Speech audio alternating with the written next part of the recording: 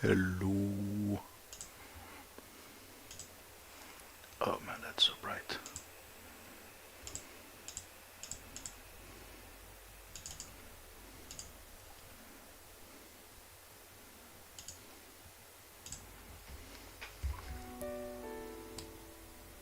Okay, hello.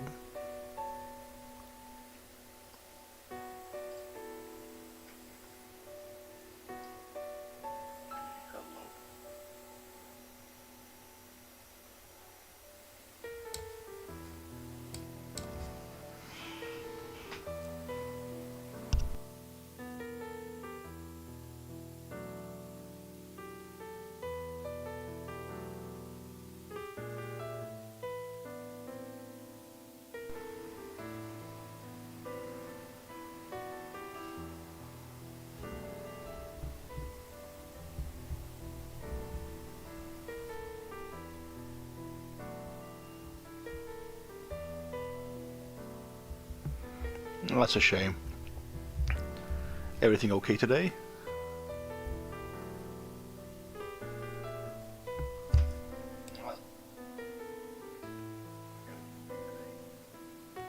Sorry, I'm trying to make the mic a little bit, again, less fan or computer heavy. Sorry, I'm trying to make the mic again, less fan. Sorry, I'm trying to make the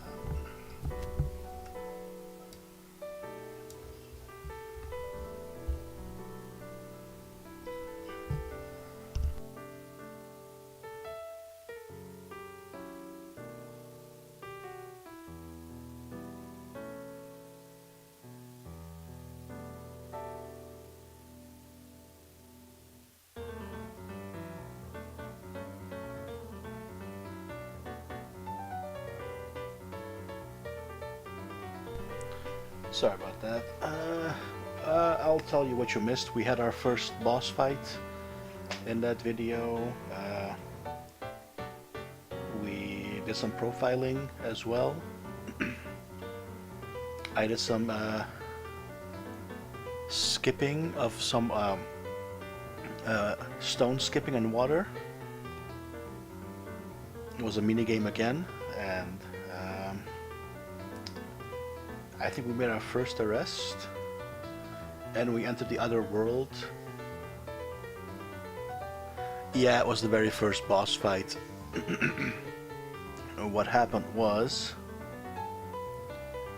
it was Galena.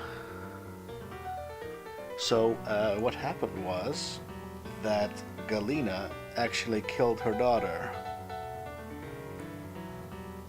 in the, what was it? The plantation, and she was the boss. I think she said something about the red tree or red seeds. I think this could be the beginning of all that red stuff.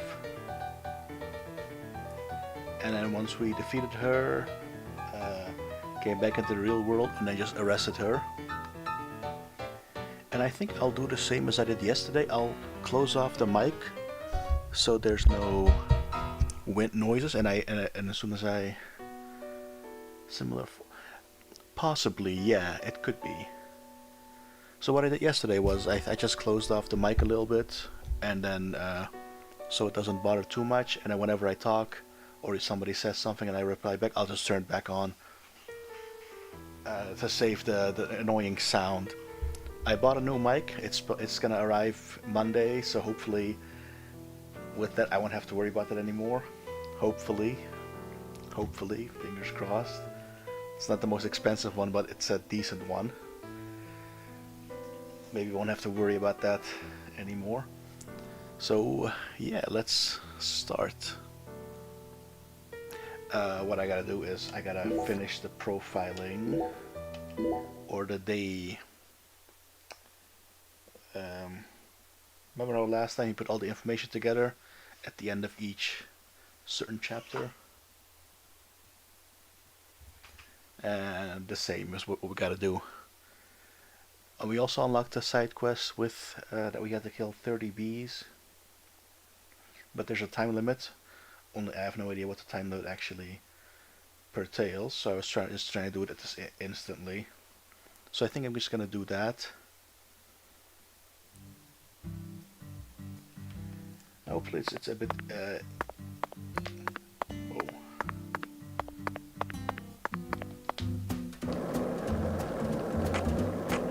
So as you can see, we gotta go to the hotel. I was gonna do it yesterday, but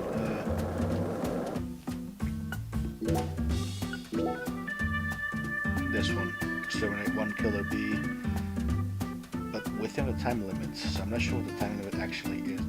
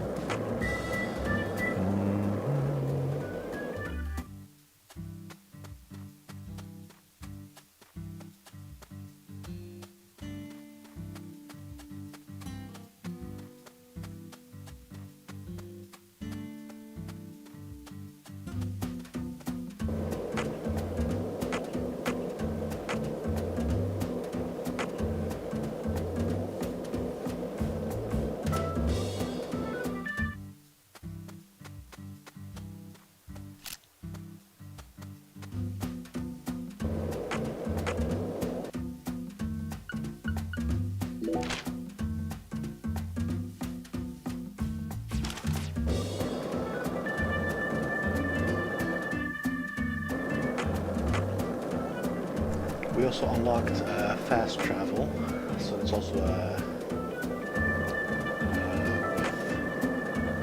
Hey Zach, it looks like we were right on the money. Tracing the San Rouge distribution route led us right to Louisiana. You know what that means. We've got a hot hand, and Lady Luck's given us far more favor than she ever has before. We just happened to hear news about Lisa's murder while sitting in a bar during our vacation in New Orleans. That certainly wouldn't have happened if we had stayed in D.C. They would have given the case to another special agent, or maybe even to the state, and then we never would have found it. In the end, it would have been shut up in that vast, desolate evidence vault along with all the other cases, marked by nothing but a first-degree murder tag buried in a soggy grave at the bottom of a sea of data. That would have been its fate. Instead, it traveled from person to person until it finally fell.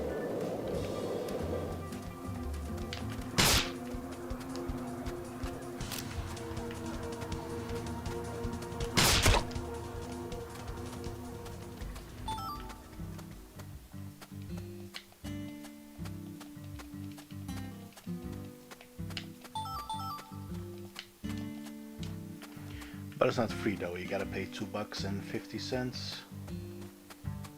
It's a lady that drives you around. It's basically the beginning of Uber in this case.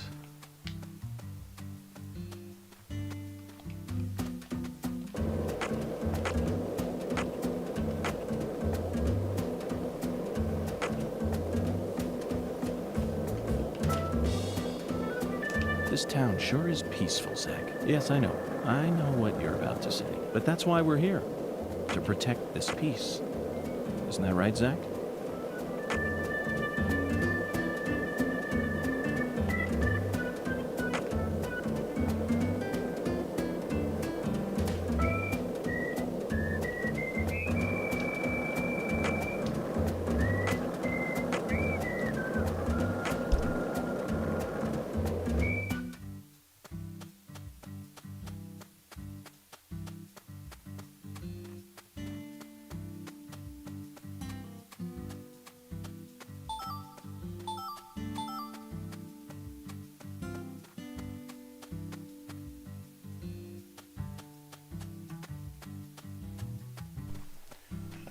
She was doing fine, but at the last, before the boss battle, before I entered that realm, he said that she should go home, and I think she did at some point.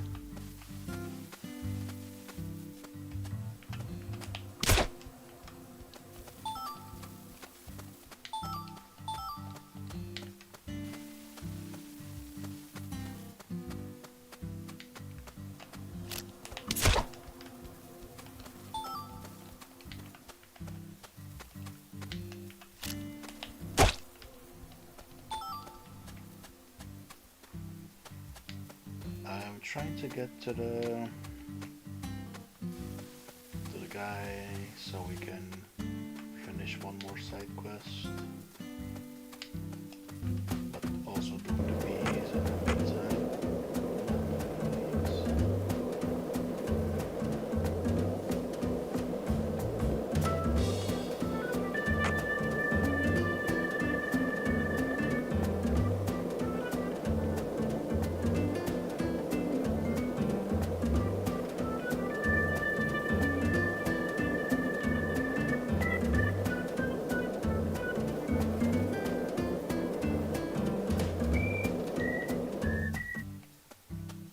Maybe only specific trees have bees.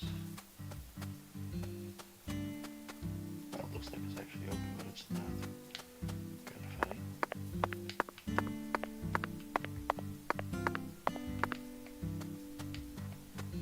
And we also figured out how to work the fleur-de-lis thing. I'll show you in just a bit, maybe if there's one also for the graveyard.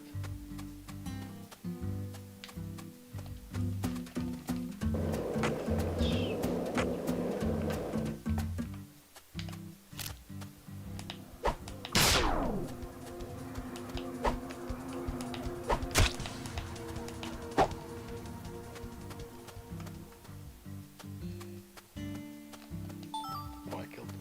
Okay.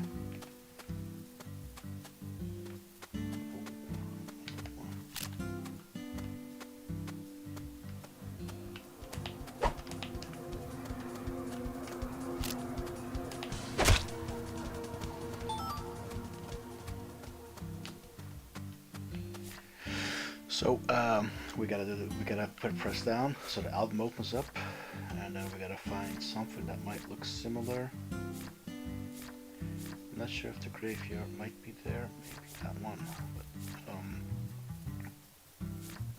I think it's probably this one.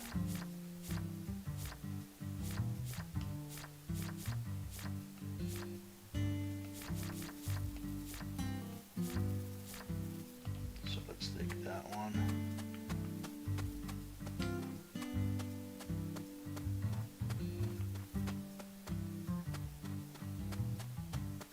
Okay, it looks.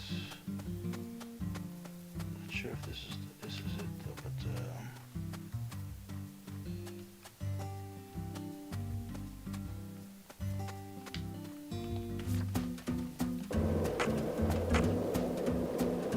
let's see.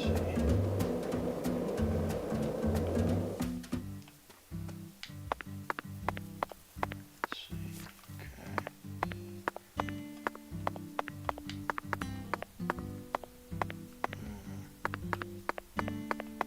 I don't know if this is the one. It's hard to see.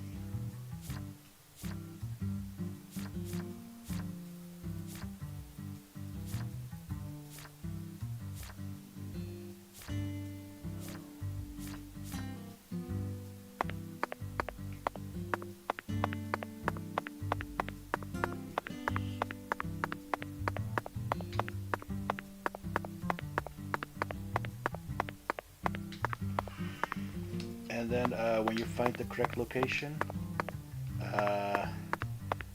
blue exclamation mark will appear above his head, and you just have to go into the search mode, and then up, there you go. You gotta find the specific. Oh, speak of the devil.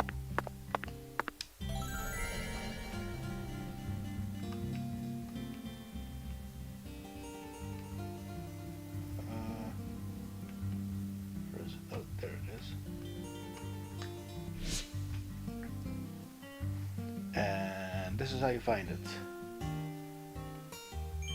So you even have to know the exact location, plus have the camera album on, and then it will basically appear. And then you look around, and again, Bob's your uncle.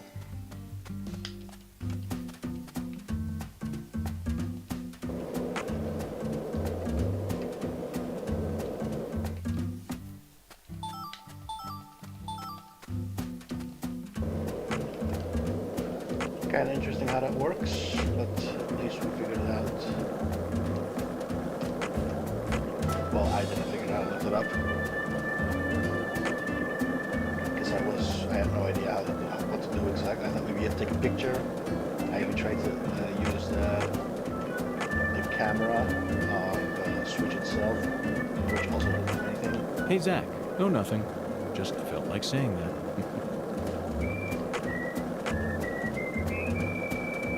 And these are basically the fast travel. Save.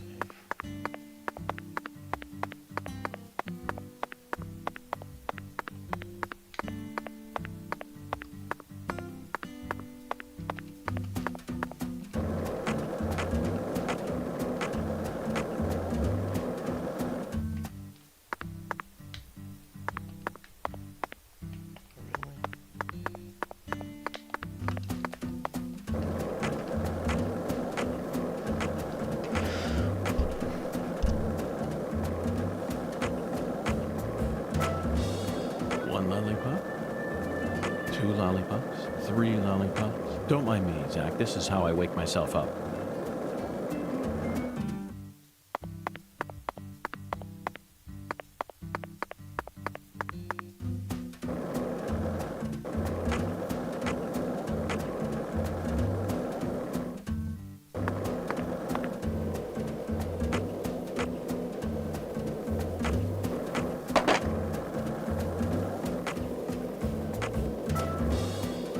Hey, Zach, it looks like we were right on the money. Tracing the San Rouge distribution route led us right to Louisiana. You know what that means. We've got a hot hand, and Lady Luck's given us far more favor than she ever has before.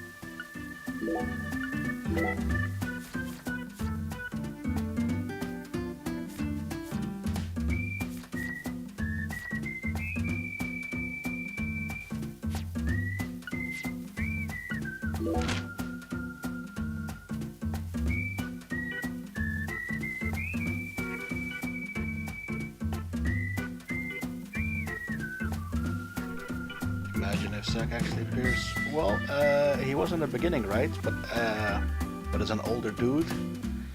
But you mean actually as a young person, right? Yeah, that would be interesting to actually see.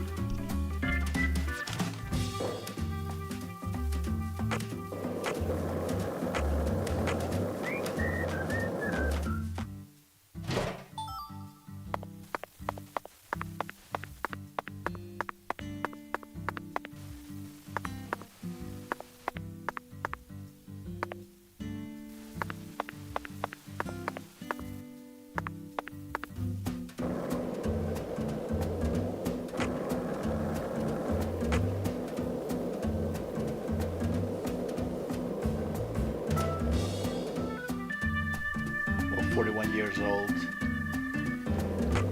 But yeah.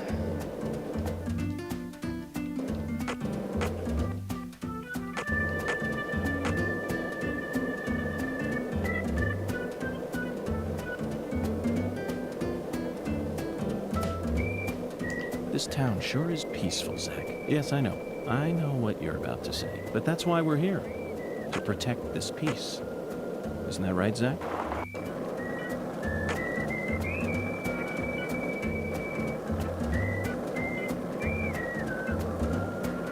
Just gonna wait till 12 o'clock. See if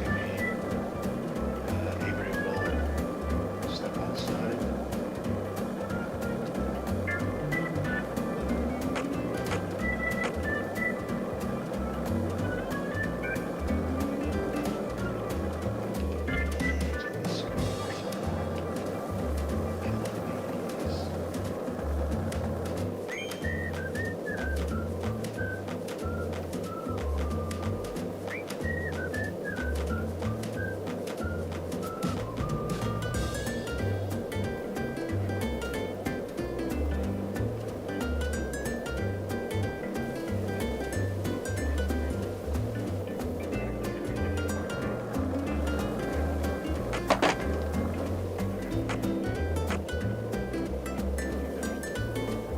How are you doing, by the way? Didn't even ask.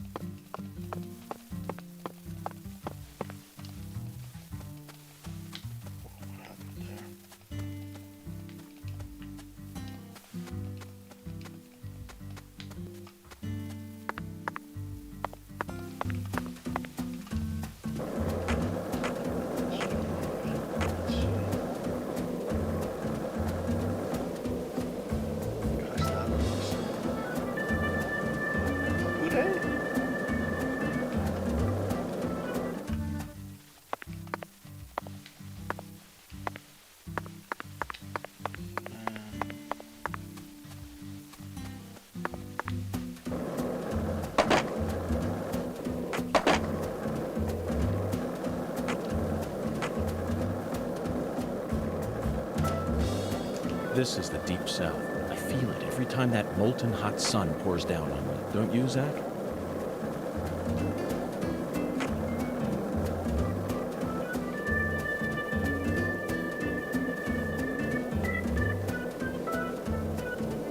This town sure is peaceful, Zach. Yes, I know. I know what you're about to say. But that's why we're here. To protect this peace. Isn't that right, Zach?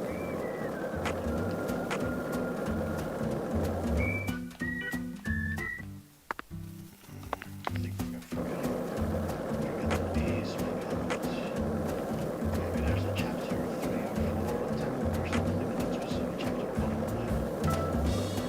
1. Hey, Zach, it looks like we were right on the money. Tracing the Sang Rouge distribution route led us right to Louisiana. You know what that means. We've got a hot hand, and Lady Luck.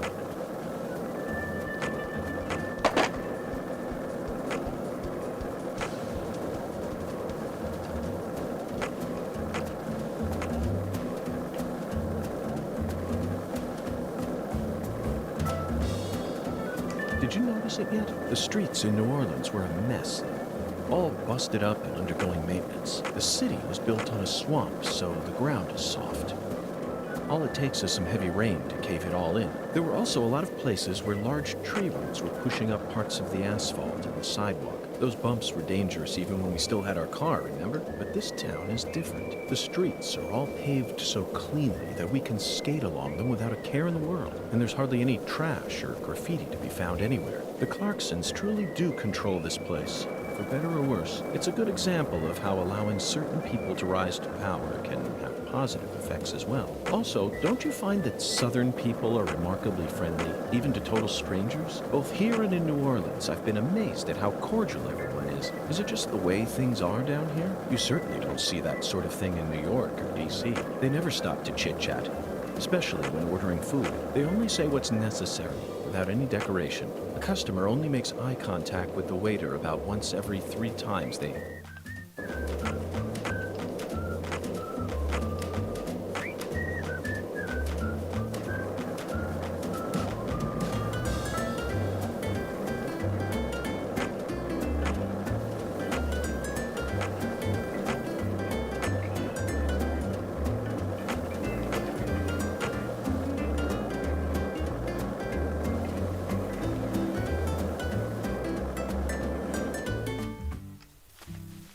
Oh yeah, let me show you the stone skipping.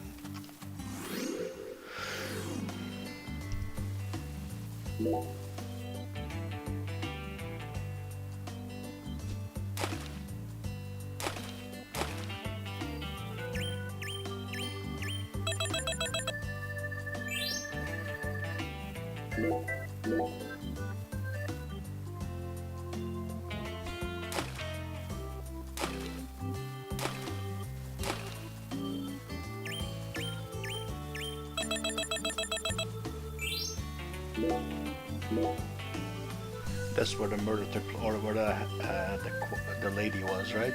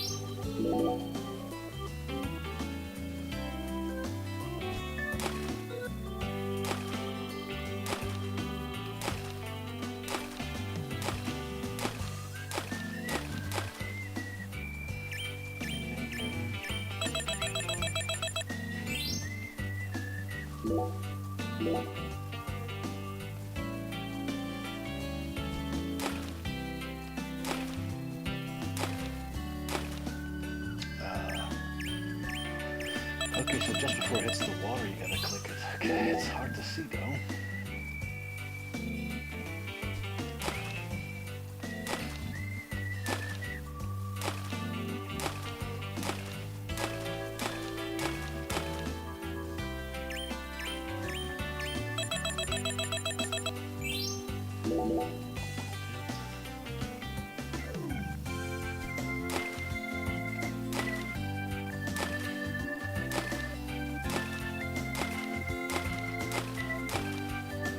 That's hard to see, man.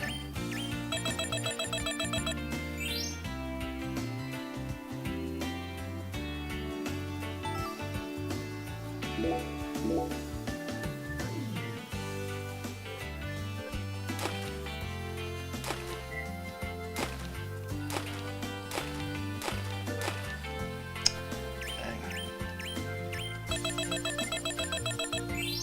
Let me try to get.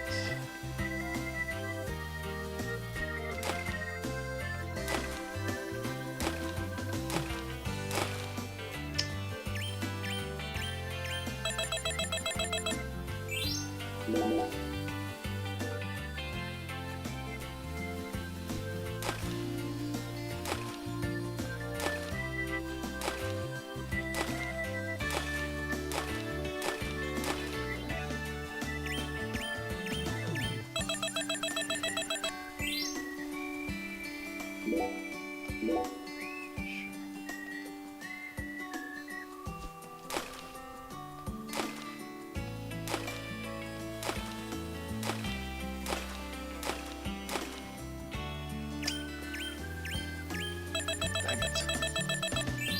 I'm gonna keep on going forever, but just a few more tries.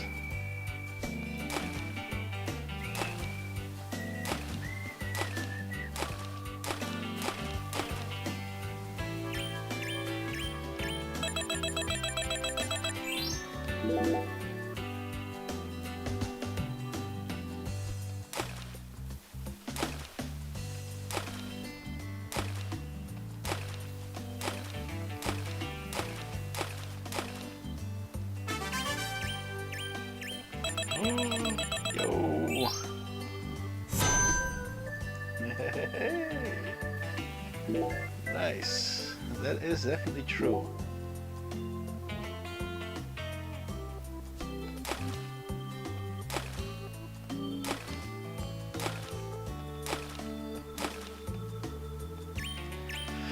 You know how we do it. You know how we roll. We never, sadly, never stop until we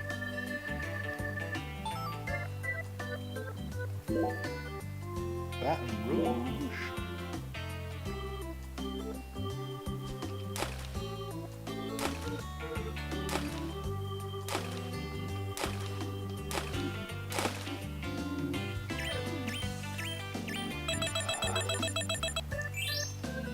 It's kind of fun, that's why.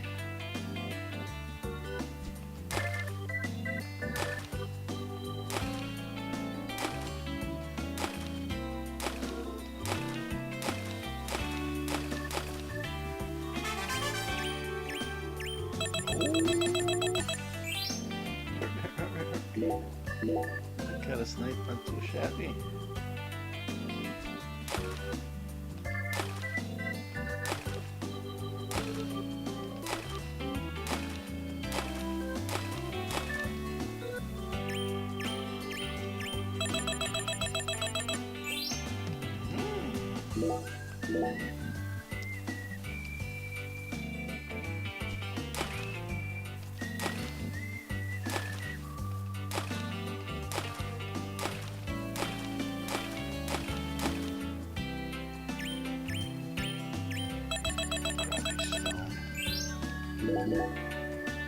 This one is kind of nice.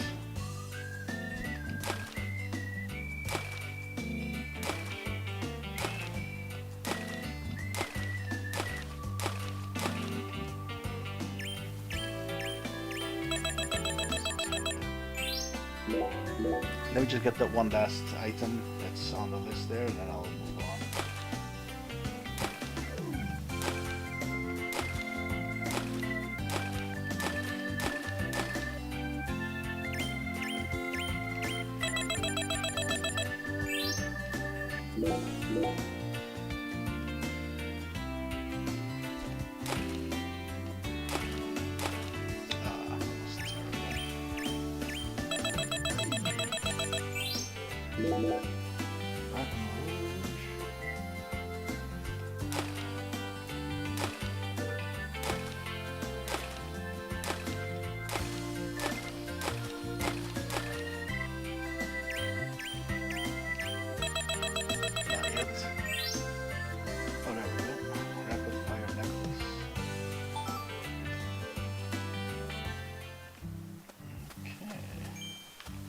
This is where the murder took, or the body was hanging.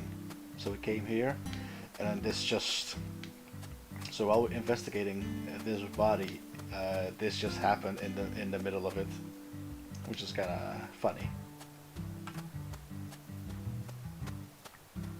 It's like very serious, and it's like, oh yeah, let's just go stone skipping. Nostalgia, basically. And this is then. Travel.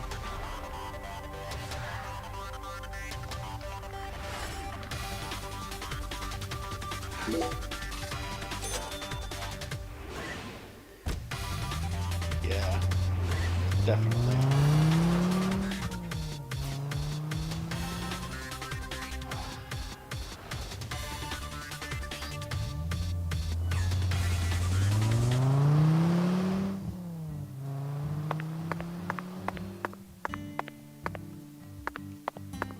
Let's just continue, I guess.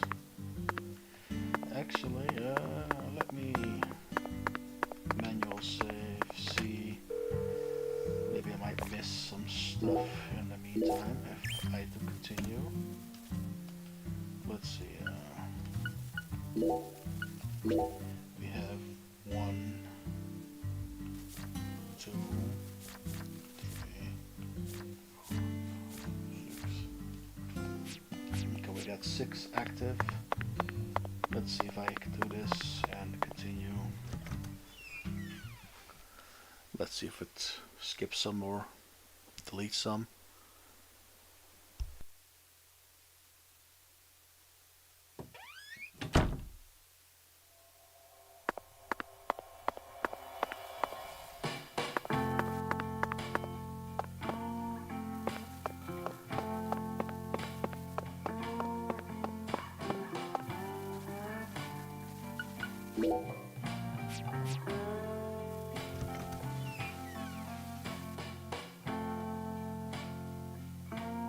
That horrifying piano sound, yeah, I think they must have realized it was the tone. I think it matches the tone of the game as well. The other one was very grey and dark. This one is very light-hearted and very colorful. Maybe that's why. But yeah, I do somewhat miss it as well.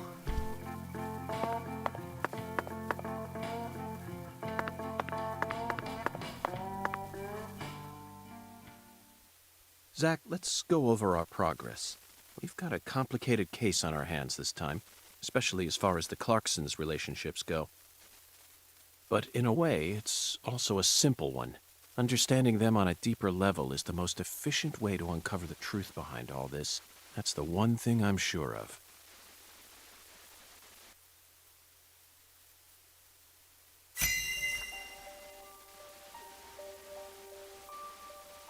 Zach, let's start with the people who were closest to the victim. Lise Clarkson, the victim, is the granddaughter of the current head of the Clarkson family. Her mother is Galena, an ex-actress, and Lise clearly inherited her beauty. Except for her eyes, that is. Lisa's eye color matches that of her father's. Now, do you remember who Lise Clarkson's father is?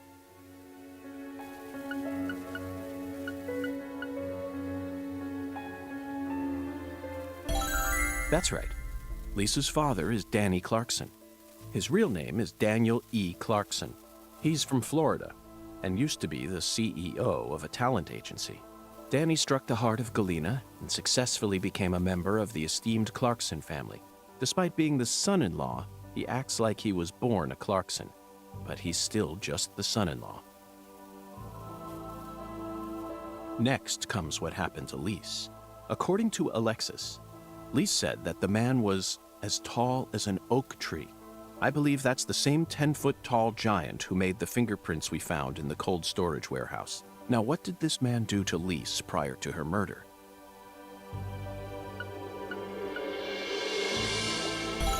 Yes, that's it, Zach. The man as tall as an oak tree followed Lise around and watched her. Despite his towering stature, he must have been rather shy. Or perhaps he was merely biding his time and planned to kidnap her from the very start. If that's the case, there should have been some evidence left at the scene of the crime.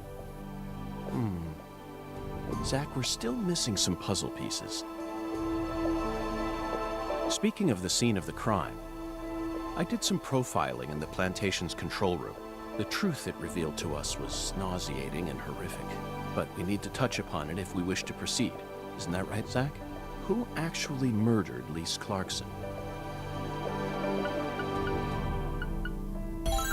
Yes, that's right. Lisa's own mother killed her, while she was dreaming about some bizarre new world. This is by far the vilest and ugliest crime we've ever seen. The fact that Galena set up her daughter's body at an altar makes this case even more complicated. Remember, not a single sacrificial human murder has ever been proven and documented in all of American history. The real world is far more complex than what we see in films and video games. And sacrificing a human life for something else is no easy task. In conclusion, Zach, through our investigation, we found one character who sticks out more than anyone else. You know exactly who I'm thinking about, don't you? We'll need to have a word with her in the near future. Who's the stylish woman we saw during the profiling?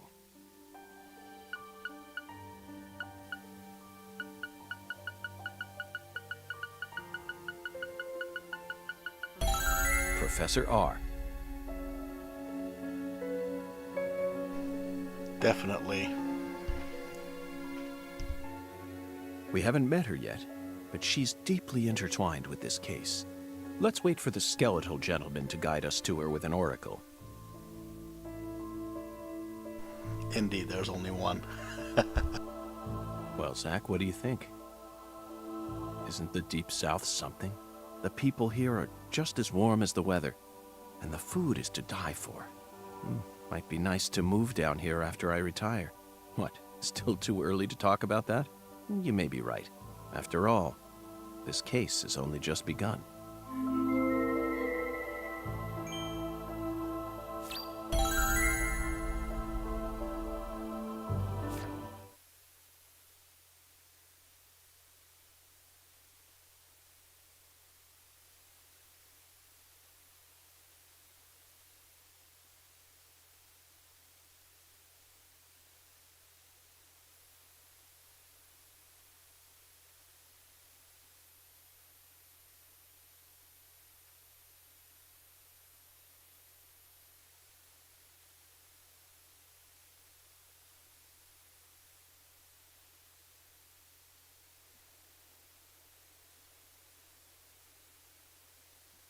Galena can't be the killer. They're making all this shit up.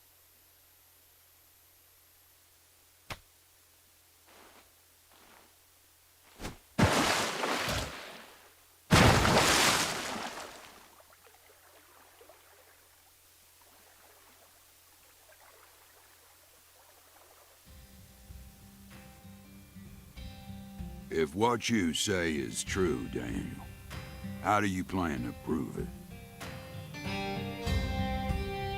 It's nearly been a century since the Clarksons first took control of Lucari. 100 years. I always thought my legacy would live on for 300 at least.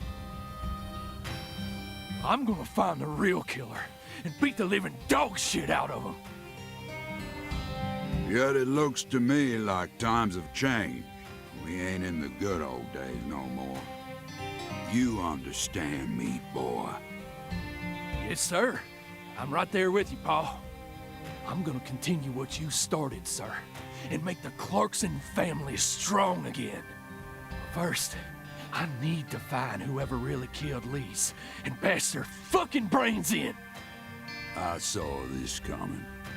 Ever since the day Lenny left home, the town of Lucare has been cursed. We can't stop what's happening now. It's too late. It's beyond me. No. It's beyond the minds of anyone who comes from the olden days. You understand me now, boy? Yes, sir. Believe me, I do. I'll kill him. Just leave everything to me, Paul. Are you serious about this? Yes, sir. Right hand of God. Look right in my eyes. I ain't lying. I'm serious. I just need you to lend me some troops, sir. We need retribution right now. That's the job I've been given, and I intend to do it. Well then, let me ask you one more time. Are you serious about this? Yeah. Hell yeah. I'm a Clarkson, and all Clarksons have a job to do. Isn't that what we always say? Mm-hmm. Then I'll need an arm. Yeah. What? Well now, you want to use my troops, I'm gonna need to know whether or not you're really serious about this. Just one arm. Slide it on through that wire there, and it'll take care of it for you. Paul, I mean, you're joking, right? Daniel, have I ever told you a single joke? No, but...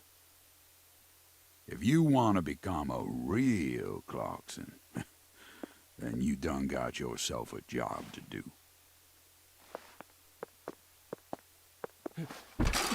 Wait, Paul, I get it now. You want me to stick it in and then pull it out at the last minute, right? You want to see if I got guts or not, but there's gonna be another way. You can't be serious, sir.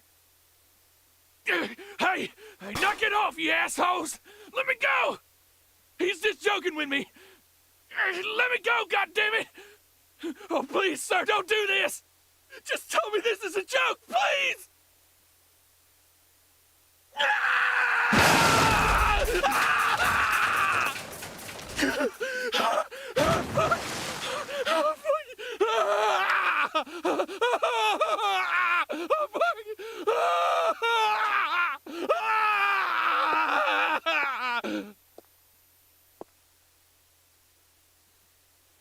I am a Clarkson.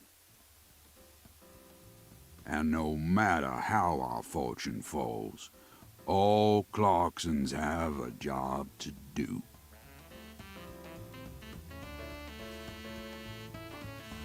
That be the law of this land.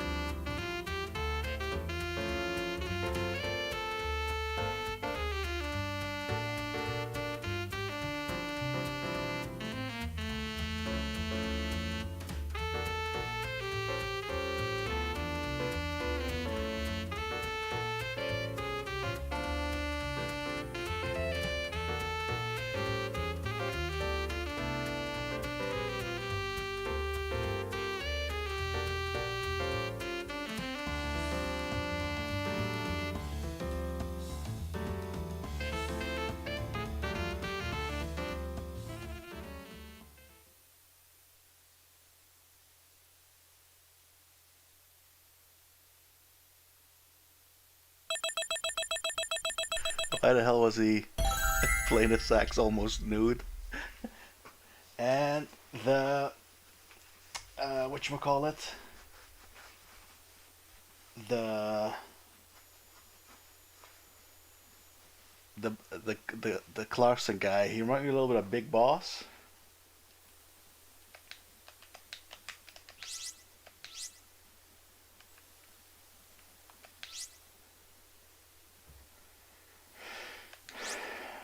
Yeah, of course.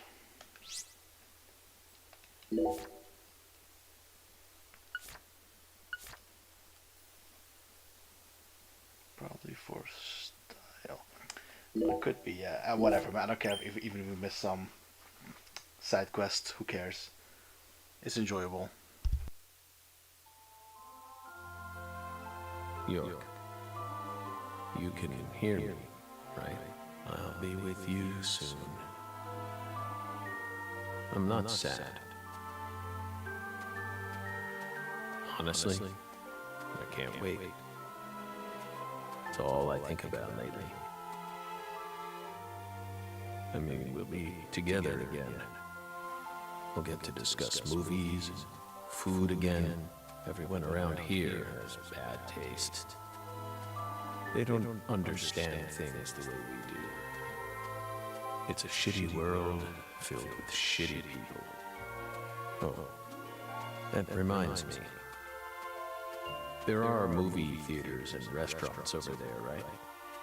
As soon as I get there, let's go grab some peanut butter hamburgers and yogurt smoothies. I'm so excited, York.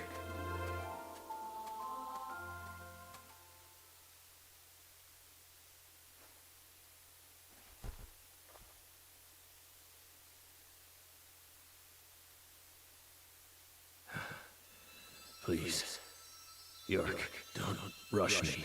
You just need to wait a bit longer. I still have one job left to do. I need to finish it. I have to. Or else I'd never be able to face you. Just give me a little more time, okay?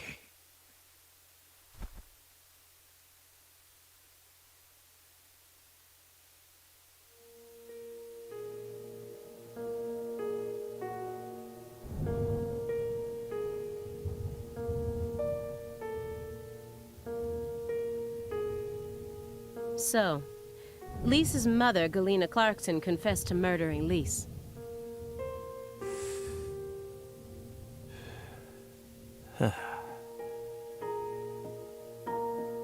But then immediately afterwards, she went insane. So you had no choice but to detain her. What a terribly convenient story. You were the first person to find the suspect hiding at a farm on the edge of town. And you even got her to confess to the crime, right then and there. Did anyone else get a chance to hear Galena's confession? Only us. How did you even find that shack in the first place?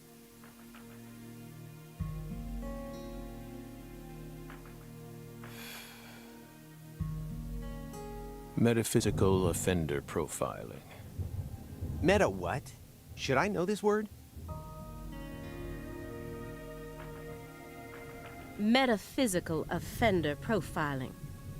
The term appears 6 times in the Le Carré report and 14 times in the 2010 Greenvale report. As long as you're solving cases, the people in charge don't really care what sort of words you use. But we're different. You utilized a highly abnormal method to instantly hone in on a suspect. Then you did it again and again. And every time you used it, one term kept appearing in your files. Metaphysical offender profiling. Mr. Morgan, would you mind explaining to us what this term means? We could try. But no matter what words we used, you'd never be able to understand. You see, it doesn't pertain to this side. Come, my fairy. Stop hiding back there and give them the explanation they so desire. What? You're too shy? Mr. Morgan? Mr. Morgan! Come on out. Don't be afraid. You can do it. It's okay. Come on. Come on.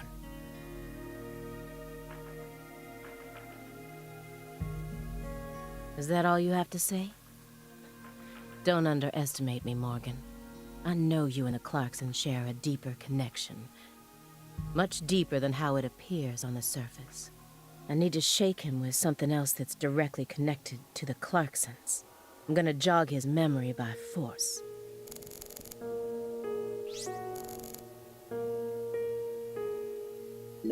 A stack of old letters. These must be the letters that he mentioned in the report. That dragonfly mark proves it.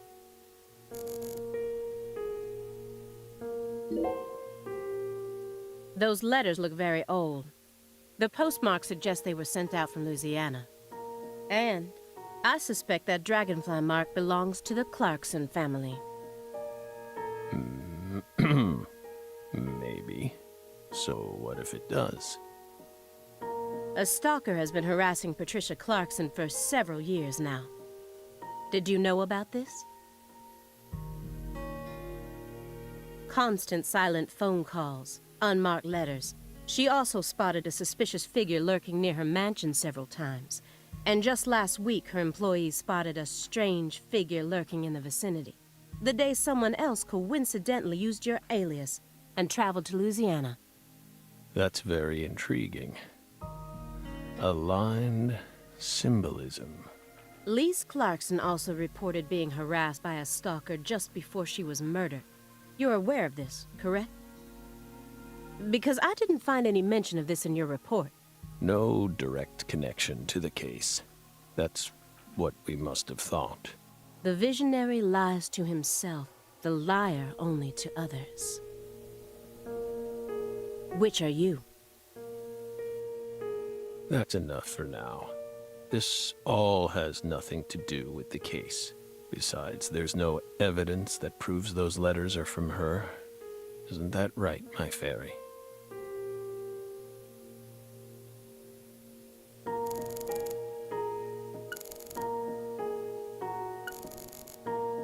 Someone stole Lisa's body and it's been missing for the past 14 years.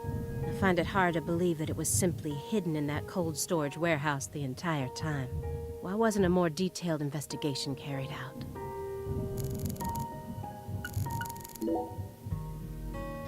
Mr. Morgan, according to you, at the beginning of this case, the victim's body was being stored in the warehouse on purpose. Is that the truth? They really put her body there alongside food and other perishables? It's in the report. No. The report only says it was stored using the most effective and shockingly inhuman method possible. If you can think of a better phrase, we're all ears. The report isn't wrong, you know. In fact, that might actually be the most accurate way of describing it.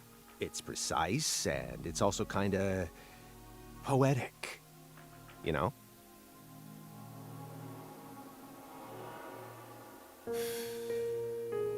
Wow, Simon. We never would have taken you for a poet.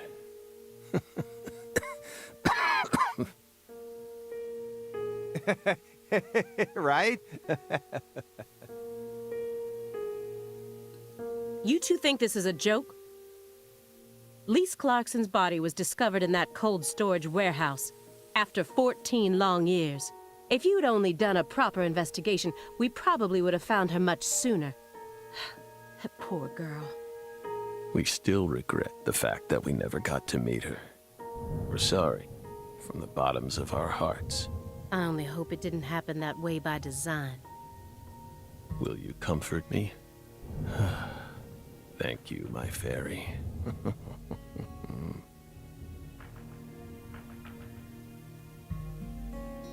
I knew it wouldn't go that easily. Maybe I should try asking my questions in a different way. I could use Agent Jones here.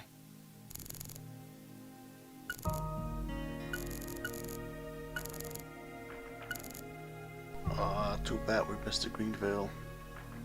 I didn't think it would. That's a shame. Films teach us all we need to know? That's ridiculous. I'd rather read a book than watch a stupid movie.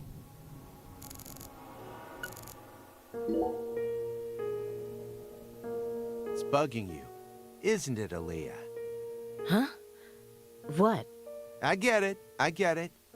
It's bugging me too. It's even got my heart racing a little.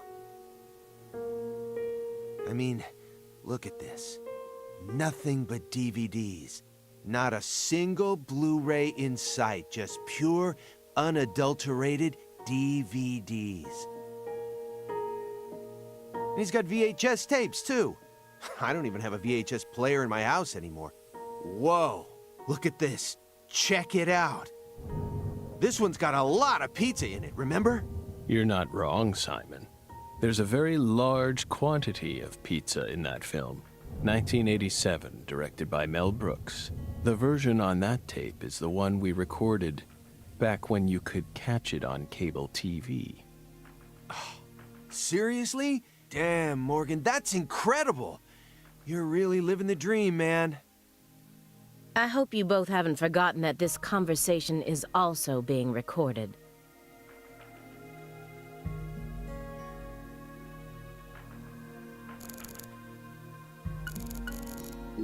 That's the window that faces the street out front.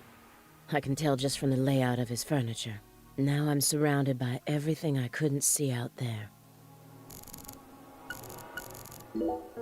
This is a nice building. Layout isn't bad either. Whew. Must be rather expensive to rent a place like this in Boston. How many other rooms are there in this apartment? That room over there, your bedroom? Huh. Why so curious, Belle? It almost sounds as if you're seeing this place for the first time.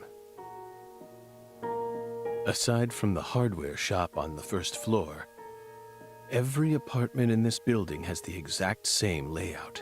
We're well aware that you studied the layout of this apartment before you came to see us. There's no need to act so roundabout. Just be honest. Say it. I want to see your bedroom. Well then? Doesn't mean we'll let you see it, though.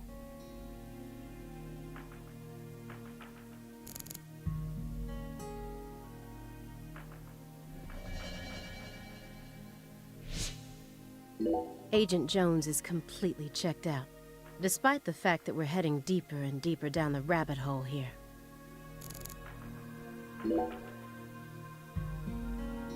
Agent Jones! Are you paying attention? Or do you intend to waste Mr. Morgan's precious time? No. Sorry. I'm just a little tired. I'm listening. Take your hand out of your pocket. Didn't they teach you any manners at Quantico? Oh, right. Guess they slipped my mind. My bad. I'm actually kinda nervous. I'm not used to this sort of thing. Data analysis is my specialty, you know. I'm sure I'd be able to calm down a bit if I had some pizza, though.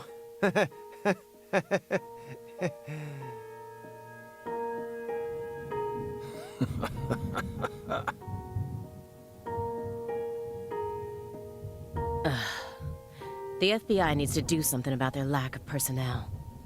I'll have to ask the questions myself. But how should I start? Maybe I should look back over the files and calmly reassess the situation. An elegant antique lighting fixture. And most of his other furniture is of the same quality. Why is his room such a mess then? This is why, instead of calling him a dangerous person, they've labeled him a high-functioning sociopath.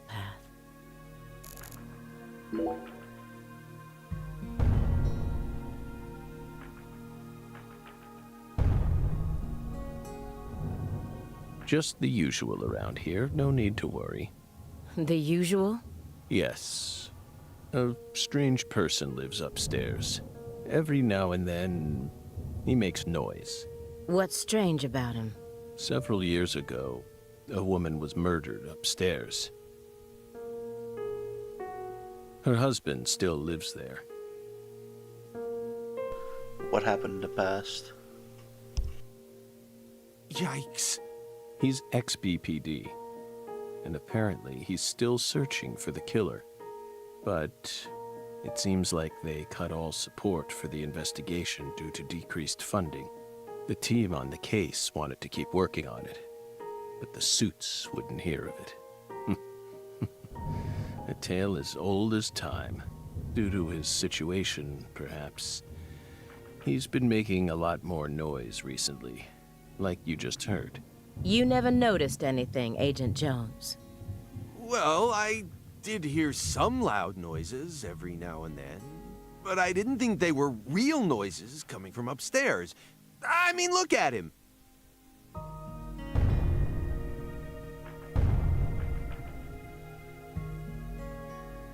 It's not like he's reacting to the noise. He always just went about his business as usual for all the years I've watched him. So I just figured it was coming from the TV. You really amaze me sometimes.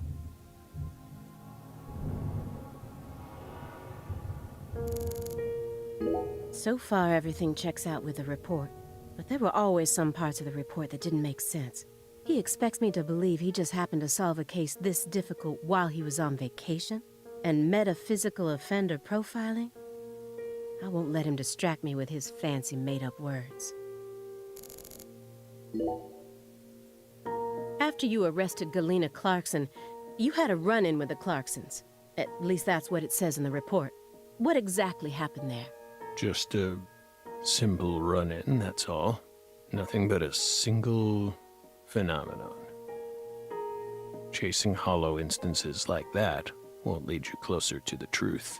Truth doesn't work like that. A hollow phenomenon, which resulted in a mountain of corpses.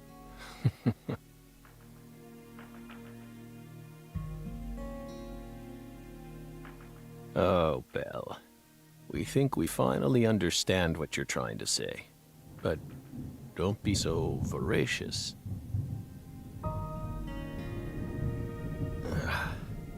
How about another cup of coffee? We've still got a long way to go, you know.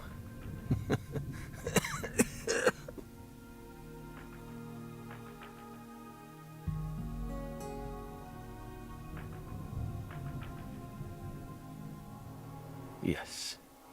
It's coarsely ground, so there should only be 4 teaspoons per cup. No more, no less. Next, the coffee travels from the funnel to the siphon. Simon, normally you only do surveillance in order to gather data, correct? Hiding microphones and cameras, sifting through garbage, wiretapping, shadowing, tracing credit card histories.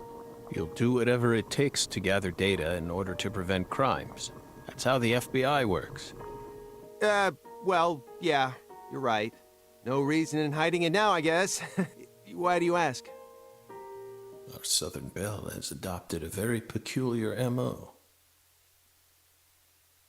It's almost like she has a special power, just like us.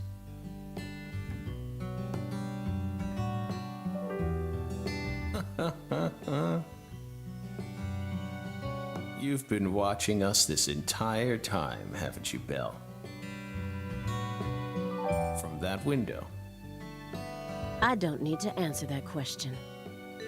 You came here on New Year's Eve, then spent 49 hours watching us until you returned to your hotel room last night. You observed us the entire time without sleep or rest, and you only ate once, some pizza delivered by Simon. Aside from that, you never drank any water or relieved yourself.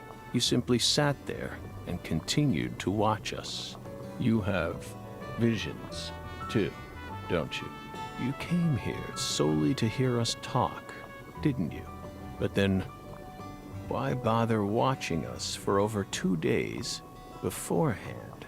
You didn't come to talk with us. You came because you wanted to see this apartment with your own eyes, and because you're already convinced of something. Isn't that right? He who fights with monsters should see to it that he himself does not become a monster. And if you gaze long into an abyss, the abyss also gazes into you. But Oh, coffee.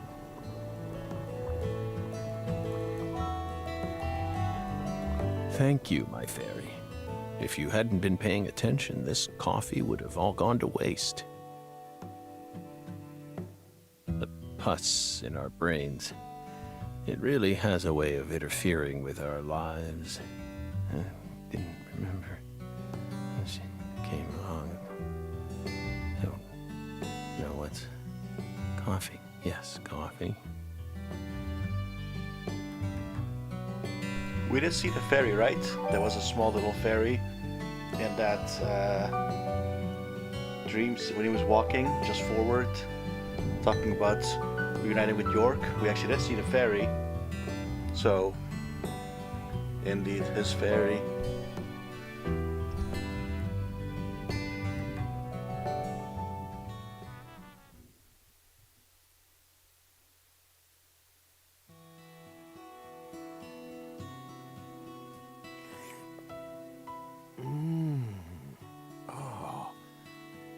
What the Christ?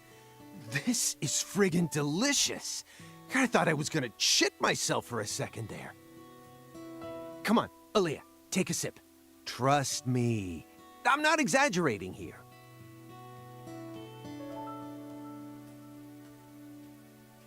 I don't believe it. It's better than any coffee I've ever tasted. Of course it is. Coffee is a sacred drink. Coffee saved us. If not for its oracle, we would be on the other side right now. So I never forget to pay my respects to coffee, especially at critical moments like this.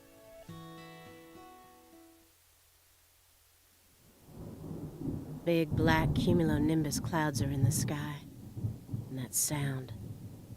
Thunder snow is coming.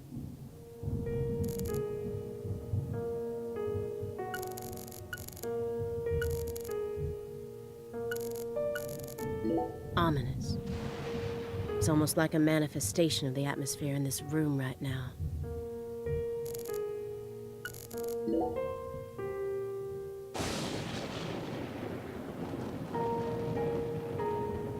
Do you hear that thunder? It's probably gonna snow soon. We're in Massachusetts. That's the norm for this time of year.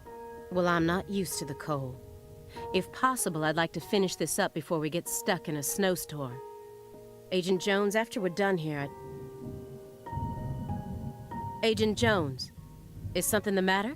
Snap out of it. Oh, sorry. Yeah, I know. Do you? Then stop daydreaming. Okay. You just what? My stomach's been letting some thunder loose, too. Thunder? That coffee was just so good, It what? We don't have all day here. The coffee was just so good, it, summoned forth a massive tsunami from within me. Excuse me? What is wrong with you? Now is really not the time for this. Right door at the end of the hallway. Thanks, pal. Hold on. You can make it. We can do this. It's not very far.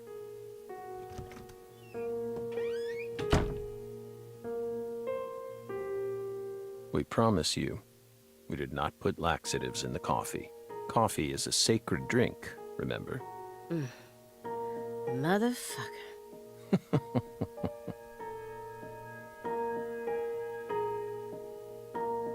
There's no doubt that the report omitted information linking Morgan to the Clarksons. I need to get him to confess. Oh, yeah. That reminds me. There's a secret weapon in Agent Jones's briefcase. He's chain smoking it non-stop. He's clearly dependent on it, which means he might be dependent on other drugs as well. I keep missing specific parts. I'm sorry. I just don't know what the order is properly. I thought the window would be decent, but then not necessarily skip Simon's interaction or the photo on the desk. I just... sorry.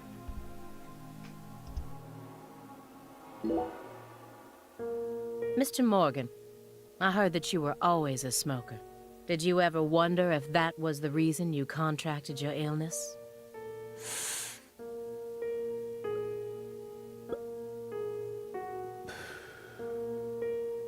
What does that have to do with this case? Nothing. I'm just personally curious about it.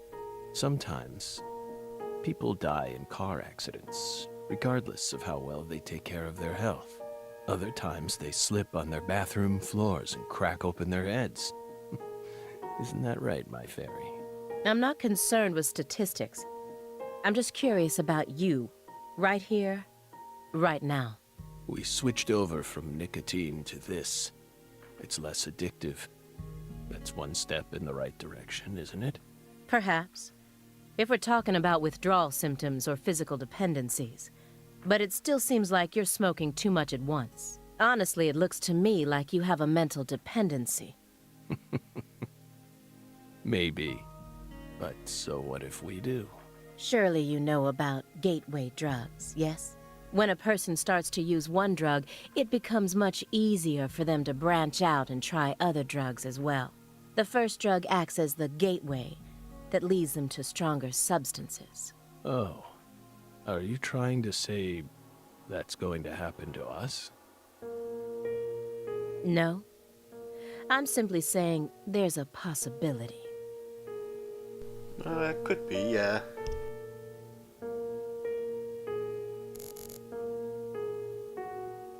By the way, the first game, I'm not sure if you noticed already, but there was a director's cut released as well, which was released for PlayStation 3 and the PC version was also that one.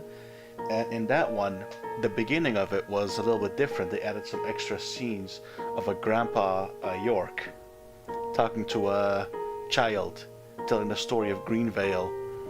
But apparently that was retconned in this game. Because they released the original, the Origins, without those cutscenes, without the director's cut.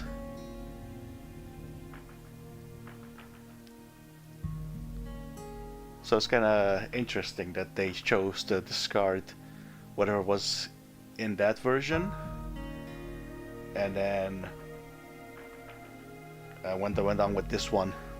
So we wouldn't have seen this guy. It would have been a different, older York.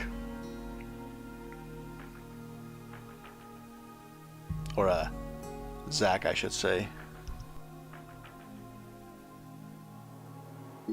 Agent Jones probably won't be back for a while. Actually, now might be my opportunity to make some real progress.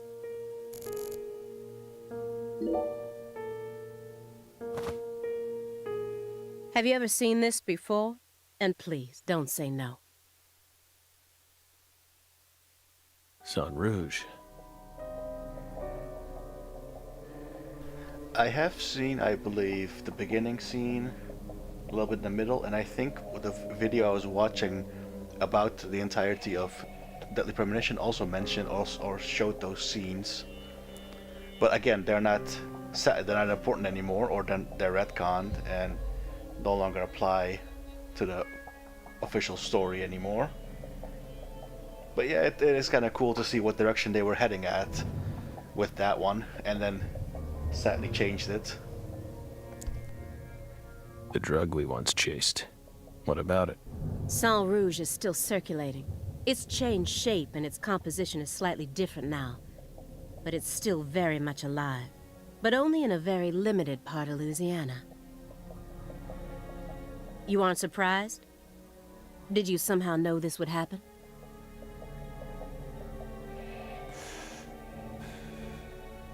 Copies of another drug being circulated isn't exactly a rare case. But Sang Rouge is special. The inimitable Enigma powder. The origin.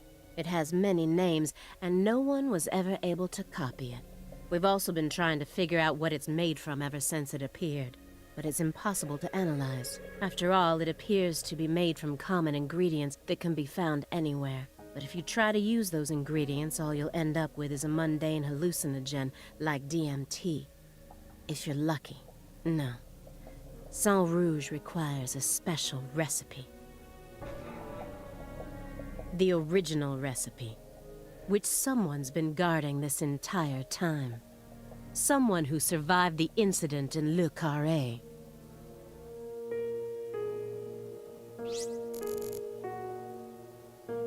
He read these over and over again, like a prisoner rereading letters from his loved ones. But the last letter was delivered years ago, according to this postmark.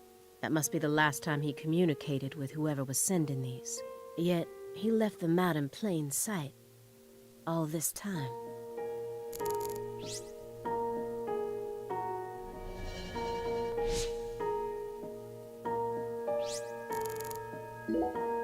Immediately after they found Lisa's body, I went to go see Patricia. In order to interrogate her, of course. So you told us. But I was unable to meet with her. She refused to speak with you, didn't she? That's so like her. No, she didn't get the chance to. You see, she's gone missing. What? To put it more accurately, no one's seen her since the afternoon of the 28th. According to her employees, she shut herself up in her room for several months before she disappeared. But since that sort of thing happened often, they didn't think anything of it. On the morning of New Year's Eve, they noticed her window was open, and when they went up to check on her, she was gone. But no one knows how long her window had been open for. They keep mentioning Patricia Clarkson. Did the little kid marry into the Clarkson family? Like Patricia Woodman? What was her name? The girl that's following us around. Is that Patricia they're talking about? This is just my hypothesis, but on December 28th, a strange man visited Le Carré and was spotted near her mansion. That man must have found some way to lure Patricia into his car. Yeah, because I don't think we've seen any other Patricia, right? Unless Patricia might be the husband, the wife of the oldest one of PJ, of the big boss. But we haven't seen her yet. I'm thinking maybe Patricia married into the Clarkson family. Maybe, I'm not sure, probably not, but... Or maybe she was always a Clarkson. Ooh. What if that was the case? No. I don't know, man, we're just thinking too much. We'll see. The '89 Cadillac that he bought used. Then, the two of them drove north to Trenton, where they boarded a train to Boston. They would have arrived here around midnight on the 29th, or perhaps early morning on the 30th. I believe this man is the same Billy Bishop whose name was previously recorded by the airline. So, what do you think of my guess? I'd love to hear your opinion as a former FBI special agent. Now we get it. We aren't persons of interest. We're the suspects. But what about our alibi? What alibi? I've had enough of your bullshit. You expect me to believe you haven't taken a single step out of this room? That Agent Jones is your witness? Surveillance cameras can easily be tampered with, especially by someone like you, who knows all about how the FBI works. You're possessed by death.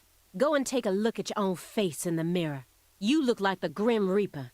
After you visited both Le Carré and Greenvale, you left a mountain of corpses in your wake. You can make all the excuses you want. I'm immune to them. Right here, right now, I want to know everything. You tell me the truth. Yes! You're good, Bill. Damn good. You're brimming with potential. Don't you think she's the perfect partner for our last dance? What do you say, my fairy? Don't you agree? She's good. So good. What do you want to know? We've got nothing to hide. Go on. Question us. This is how it's got to be. Doesn't this remind you of something? You know what I mean, my fairy?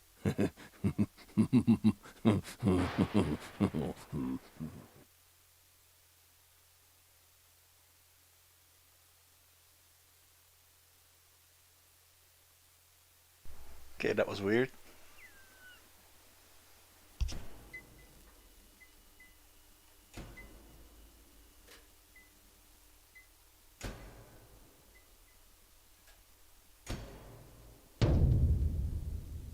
Son of a... How did this happen in my town? God damn it!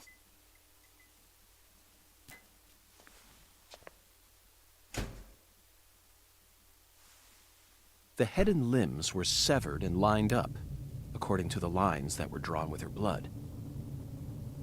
Just like migratory birds flying systematically across the sky. Hey, Zach, what do you think this means? They're severed roots. Severed roots? This is the way the Clarksons kill someone when they want to cut him off from the family. And how do you know about this? Everyone in town knows about it. They're just too scared to talk. What does the V stand for, then? Beats me. What, you think I know everything now? Vilitatio. It means quarrel in Latin. That's what the V stands for. Latin. Intriguing, isn't it, Zach? There are no defense wounds on the corpse. In other words, Galena showed no signs of resistance when she was amputated. But, strangely enough, there are small traces of subcutaneous bleeding around the wounded areas. That's a vital reaction, which means she couldn't have been dead. You mean... Yes, that's right, Patty. Galena was amputated while she was still alive, and she never resisted. Is that even possible? It certainly isn't impossible. For example, if she was put to sleep with a drug, or if she desired the amputation herself. Why would she ever desire that? Mr. York, I'm sorry, but there ain't no way that could have happened. How can you be sure of that, Melvin? Our world contains phenomena that could never be explained with logic. This is especially true for phenomena in which humans are involved. Do you really think all the facets of love and hate can be explained with logic? Well, no, I don't reckon I do. Yeah, might be too early to rule out those possibilities, just like you say. Zach, now we truly know just how deeply the Clarksons are involved with this. Patty, how long does it take to reach the Clarkson estate? Just a short drive. You just gotta head west along the Mississippi. You can't miss it. Got it. Thank you, Patty. By the way, Melvin, no matter how accelerated Patty may be, don't you think she's still a bit too young to see something like this? For the record, I have no intent to instruct others on how to raise their children, but... Holy moly, you're right! Patricia, CLG! Come on, sweetie. Kids shouldn't have to see stuff like this. Daddy, it's too late now.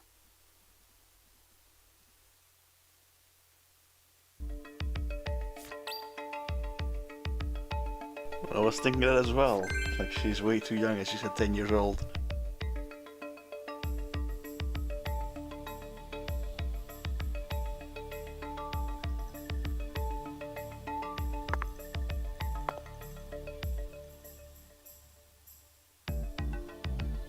You sure you okay, CLG? I'm fine. Besides, I'm used to seeing stuff like that on CSI. You're the one who looks pale, Daddy. Well, it did shake me up a little, but I'll be back to normal in no time. Sorry about that, Mr. York. What say we rest in the interrogation room till we all calm down, CLG? Sure thing, Daddy. I'm gonna go sit with Daddy for a bit, Agent York. We can join back up later.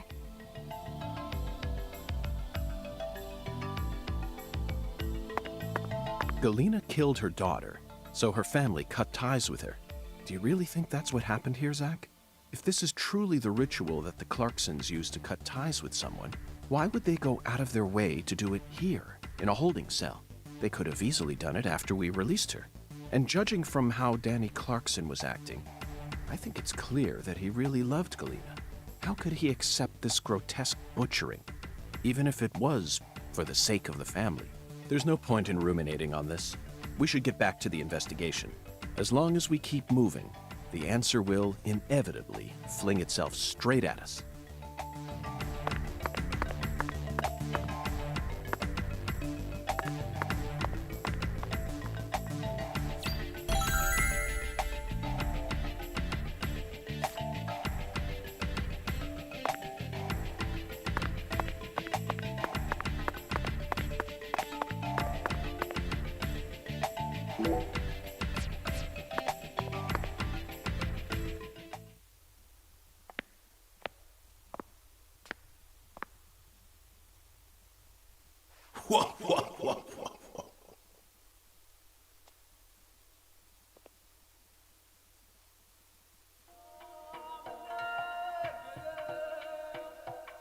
You found the flying serpent.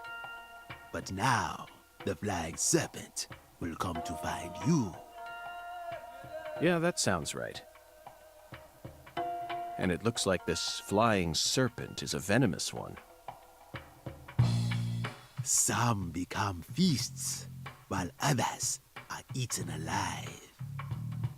Which fate would you prefer? Both sound marvelous, but let me check with Zach.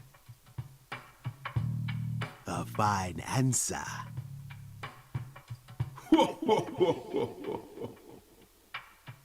Find the one who fired the pistol at heaven. Within the white hall of beds, brandish the ticket to the goddess. And once again, you will see the other world. Do you comprehend the oracle? Zach, it looks like he's hell-bent on leading us back into that other world. Follow the oracle. Oh, I will, Hungan. There are only two types of things in our world. Things that should be resisted and things that should be accepted. And I believe this oracle is something to accept.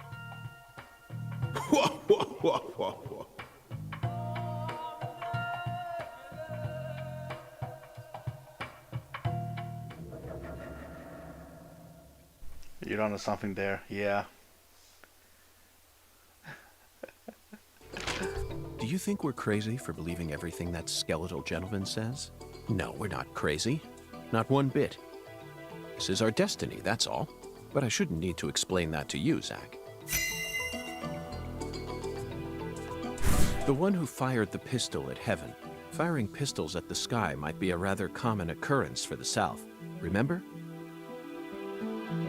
Young Guns, 1988, directed by Christopher Kane. There's that great scene where Emilio Estevez keeps firing his Colt M1877 up at the sky. Oh, but that film took place in New Mexico, didn't it? And the Oracle probably isn't referring to a situation like that.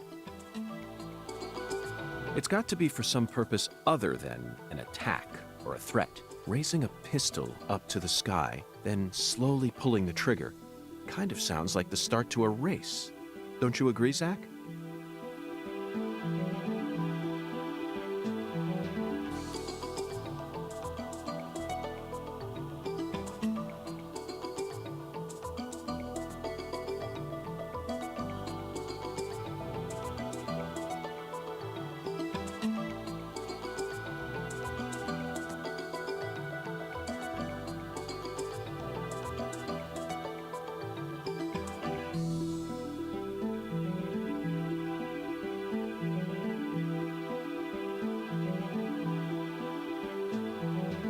A bit of a loss. Which one? I want to say this one. But why? I could say racing. Delivery, racing. No. Maybe. That's what they freed up. Maybe. I'm just gonna say the farm. Bingo, Zach. We're currently running a race here, and the one who started this murder investigation is indeed the one who fired the pistol at Heaven. In other words, the person who first discovered the body. According to the files, Lisa's body was discovered by Chuck Thompson, a crawfish farmer. He apparently works out of a fishing hut located in the marshes south of the bayou. Let's go pay him a visit. Who knows? We might even get to see some crawfish. What? Why isn't the murderer the one who started this race? Zach, this isn't like you. Of course the murderer isn't the one who started the race. The murderer's running it. They're currently in first place, and they're breaking all the rules. Any more objections, Zach? Within the White Hall of Beds. This one is even easier. There are only a few establishments that have a whole hall's worth of beds, especially in a small town like this. I'm sure you've already got a pretty good idea about what the answer is, Zach. Beds all lined up. Only an amateur would hear that and think it must be referring to a brothel. I mean, come on. Who would ever use White Hall as a symbol for a bordello? No, a white house refers to the same place no matter what country you're in. Disinfectant, jars of medicine, and white smocks. That's right. It's a place where people dress in all white, and this town doesn't have any labs in it, which means there can only be one answer.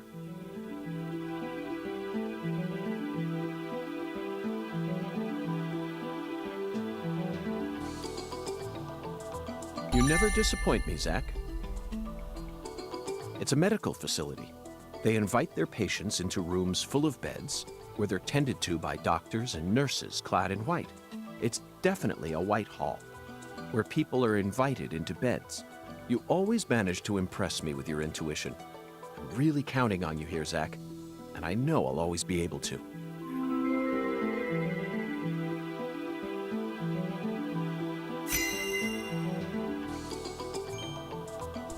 Beauty. Very beauty. Agent York, you're trying to leave without your trustworthy assistant? Hello there, Patty. I'd never attempt such a thing.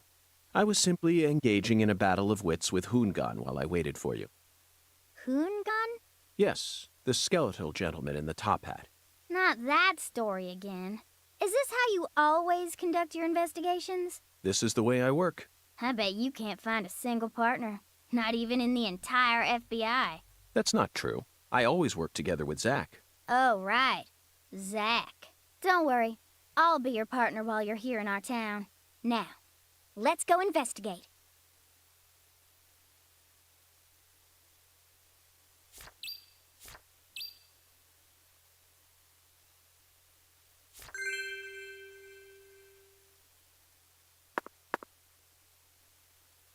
Okay, so I had 6 side quests.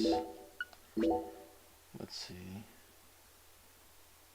Okay, that was the 1, 2, 3, 4, 5, 6.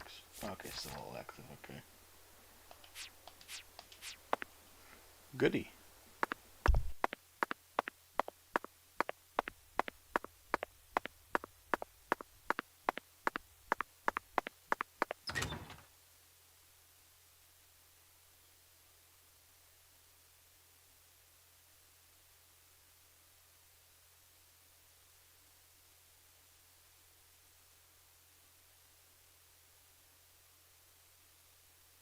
I'm gonna try and find the skateboard gal, because I think in chapter 2 she walks, I think.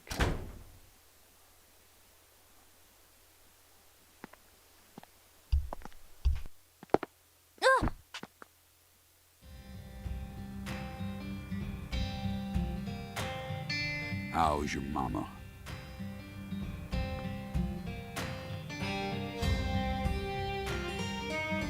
So, you're that hotshot FBI agent I keep hearing about.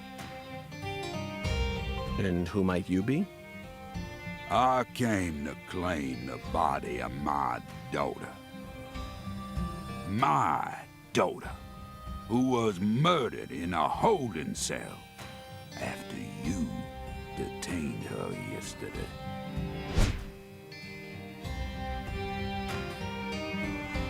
Zach, I wasn't expecting to run into the final boss this early. You must be the head of the Clarkson family, P.J. Clarkson. And you've come to claim the body of Galena Clarkson, whose dismembered corpse was found early this morning. Is that correct? Where did you learn that Galena had been murdered? Zach and I just learned of the news ourselves. This is Lucari. And I am P.J. Clarkson. There ain't a single thing I don't know about this town. I see. So then you must also know about the Severed Roots ritual. I have a question for you, Philip. We suspect that Galena was murdered by someone from the Clarkson family. Have you given that possibility any consideration? Listen up, you FBI piece of shit. You better watch your manners around my pa. Shut up, Daniel. But, sir... My bad, sir. I'll have you know I once had 3 children. But I must not have raised them very well, because my son and my eldest daughter both ran away and never came back to me. The only one who stayed by my side was my second daughter, Galena. Then she done married Daniel here into the family and presented me with both an heir and a granddaughter. Seemed for a while as if things were finally starting to calm down. But then, someone corrupted both Galena and Lise. And I lost everything. Well, aside from my shit-heel son-in-law, that is. You understand me, FBI? Galena's death is nothing but a loss for the Clarkson family. That doesn't mean the Clarksons are automatically innocent, though. Humans don't always act out of self-interest, do they? That mouth. You're starting to sound more and more like your mother.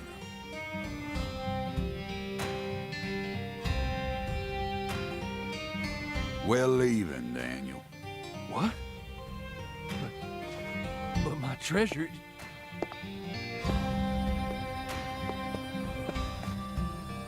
Now, whether you end up being an angel or a demon, I reckon you're the man I've been waiting for all this time. Once you finish that autopsy, and we're clear to take her home, I want you to give me a call. They're phenomenal, Patty. So perfectly rural. Ominous statements, foul-mouthed insults. This town possesses a complicated system of communication that you just can't find in the city. Work-centric emails are so cold and lifeless. This is what true human connections feel like. Connections as visceral as blood itself. So, Agent York, what's next on your agenda? The last boss may have gotten the jump on us, Patty, but I didn't let him shake my resolve. I intend to obey the skeletal gentleman's oracles, and that's that. First, we should head to either the home of the person who discovered Lisa's body or to the town's medical facility. Well, Zach, what do you think? She is definitely the granddaughter. Because you say you sound just like your son and just like your mother.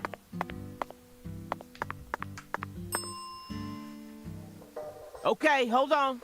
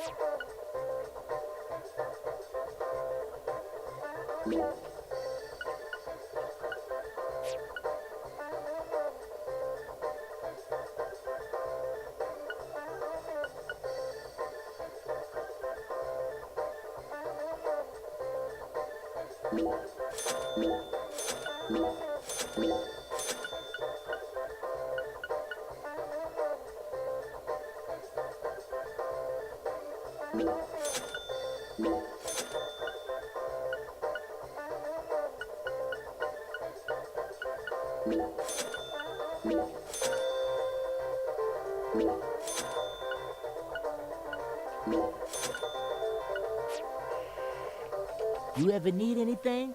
You just come on by, Mr. York.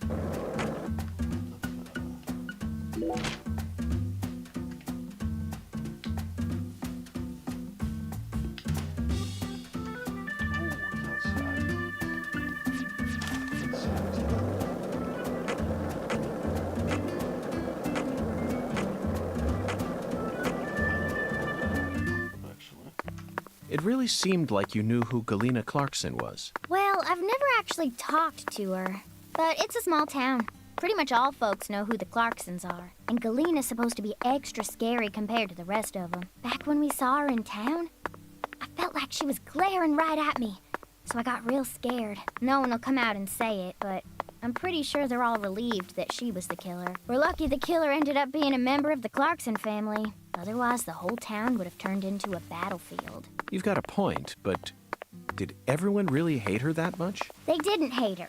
She hated them. She had this real peculiar way of treating people.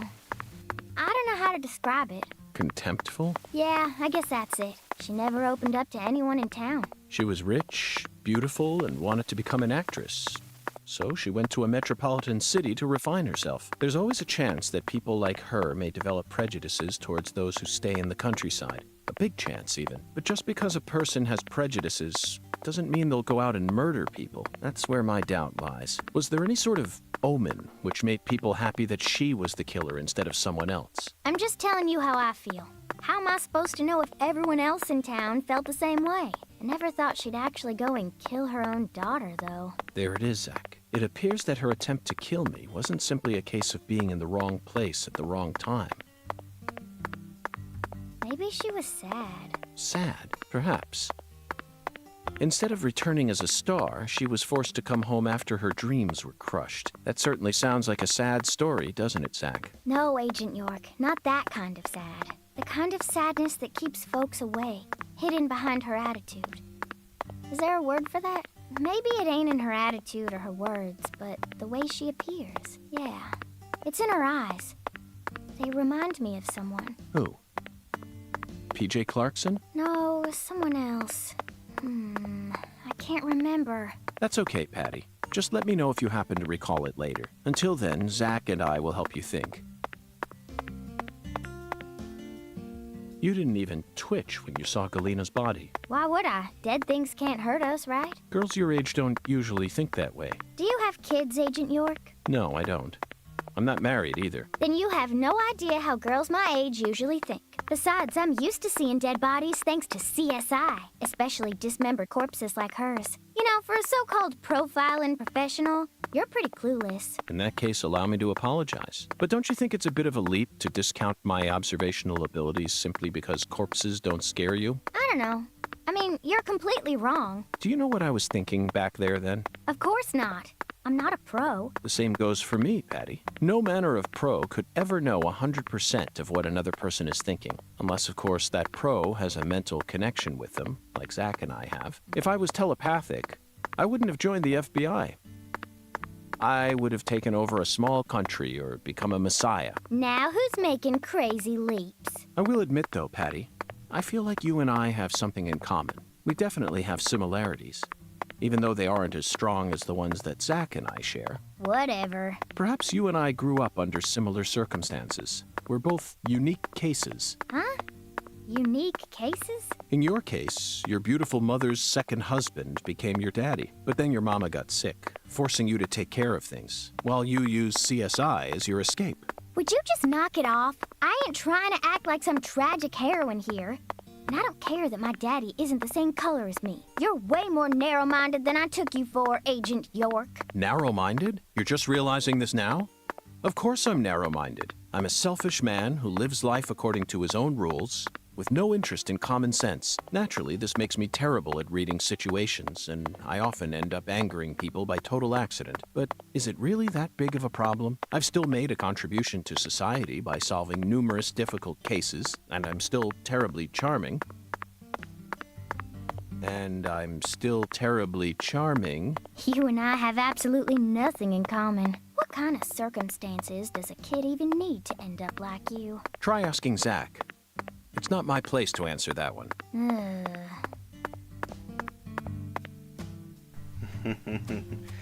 If York was actually telepathic, dude, he would have solved every case instantly. Also narrow-minded. Not me. Lucky for me. What else have you seen on that sci-fi movie channel? Agent York, why are you asking me that? Discussing movies is one of the most basic forms of communication in our country. What time period do you live in? It's always been that way in every era. In this country, all dialogues always begin from films. Ugh. Says who? You're making me sick. Sick? Yeah, I feel like I'm gonna puke. I know just what you need to do, Patty. What? Tell me what other movies you've seen on that sci-fi channel. Ugh. You're so annoying. Fine.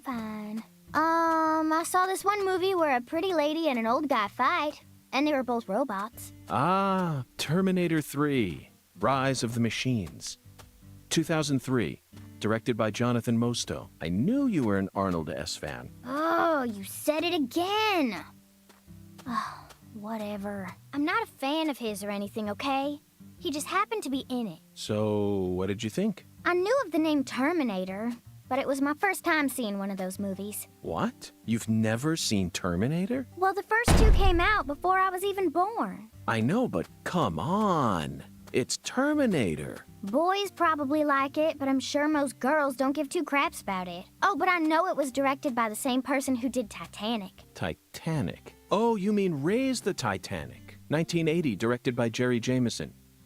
But he didn't direct Terminator. He's famous for Airport 77 and The Deadly Tower. You probably know this already, but The Deadly Tower was based on the 1966 Texas Tower Sniper incident. I learned about it at the FBI Academy in Quantico. In the film, Kurt Russell plays Charles Joseph Whitman, the assailant. He really brought the character to life with an awe-inspiring performance.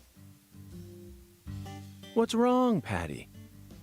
I'm just trying to talk about Terminator 3, that movie you saw, but you're not paying any attention. So be it. If you're not in the mood to talk, then let's return to the investigation. It's a shame, though. We really wanted to hear more about the films you saw. Didn't we, Zach?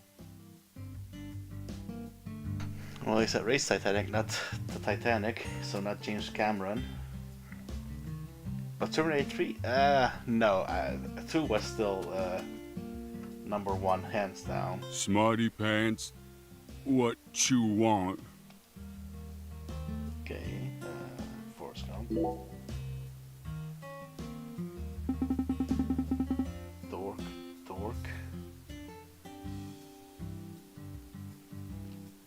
Oh, to be honest, no, it's a fact, man. 3 was not that good. It was okay, but 1 and 2, dude, there's not even a comparison, man. Dork. York, you beat the rat guys. I hope that was what you were trying to say. You're strong, always strong, yep. You earned this. What is this? Also known as the magical special for you. A tiny bit. Oh, valuable food. Yeah, I've seen, I think, Genesis. I think I've seen the one with Christian Bale. I'm not sure if all was sequels or not. Yeah, it's hard to tell, man. After part 2, there are no more Terminator movies. Hard to find. Yep. It's edible. I ain't gonna eat it, but you can. It's Clarkson food, so I got only one. Yep. I know it's valuable, but it'll make York happy. Yep. Hold on a minute, Avery. They gave you permission to take this out of the warehouse? Don't need no permission. I run that warehouse. Are you sure about this? Got my own permission. Yep, I can take whatever I want. You ain't taking it? I'm sad now. No, we're definitely taking it. Fine, I'll take it, Avery. Don't look at me like that. You're a good guy, York. I'm happy now. It's like he's more sensitive than I realized.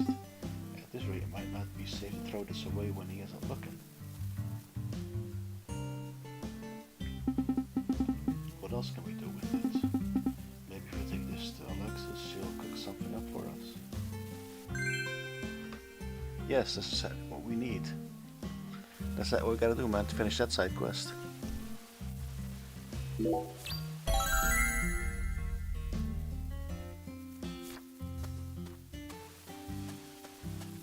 Smarty pants, what you want? Okay, I found really bad guys, and at the plantation, bad guys in there, yep. Did you know that Galena was in there? Not Galena, Galena's Lee's mama, Mr. Clarkson's daughter, yep. Yes, she was Lee's mother, and the one who... No, never mind. Ain't talking about Galena, it's someone else. In the hut at the plantation, bad guys in there, yep. Lots of red guys in there. And deep inside something else. You bring it here. You show it to me, proof you beat the bad guys, yep. Then I'll give you a treat. What do you say, Zach? Avery seems to know something about that sugar cane plantation. He also knows about the red shadows that appear at night. But judging from the way he speaks, he merely knows about them and can't actually see them himself. He might possess some sort of bizarre power of his own. I'm curious about something else he spoke of. Perhaps in our best interest to pay the plantation our visit. Might as well enjoy that sci-fi world while we still can, right? He's definitely the best entertainment we'll be able to find in this town.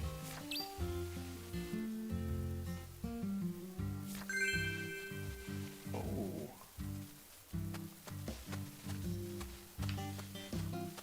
Smarty pants. You're a good guy, yep. You're a strong guy, yep. But you still need to beat the bad guys up. You still need to find the thing.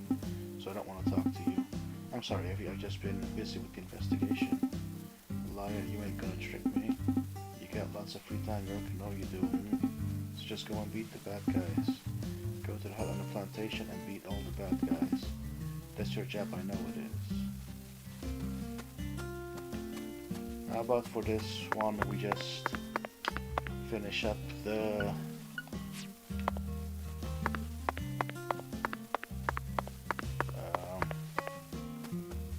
time side quest, and then go to that plantation and finish that off, and then call it quits.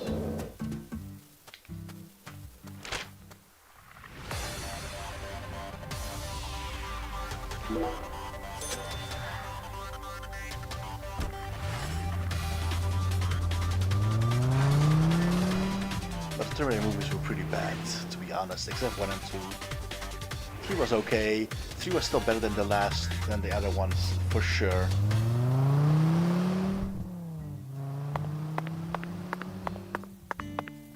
Zach, it appears to be closed. Let's come back during business hours.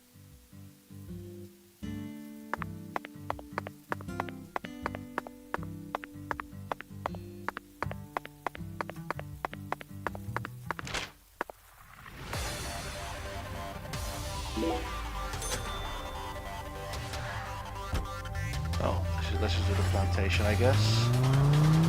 See what's up, and then we'll call it quits for today.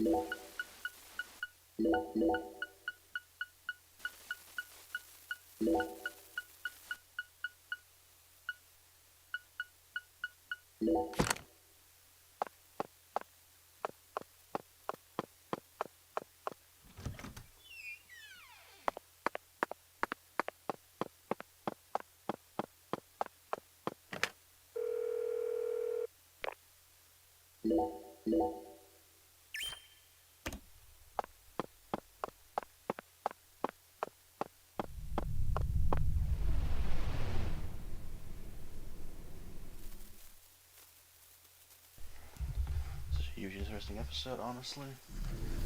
Yeah, this is what you missed basically. We went in here, and at the end was the boss fight.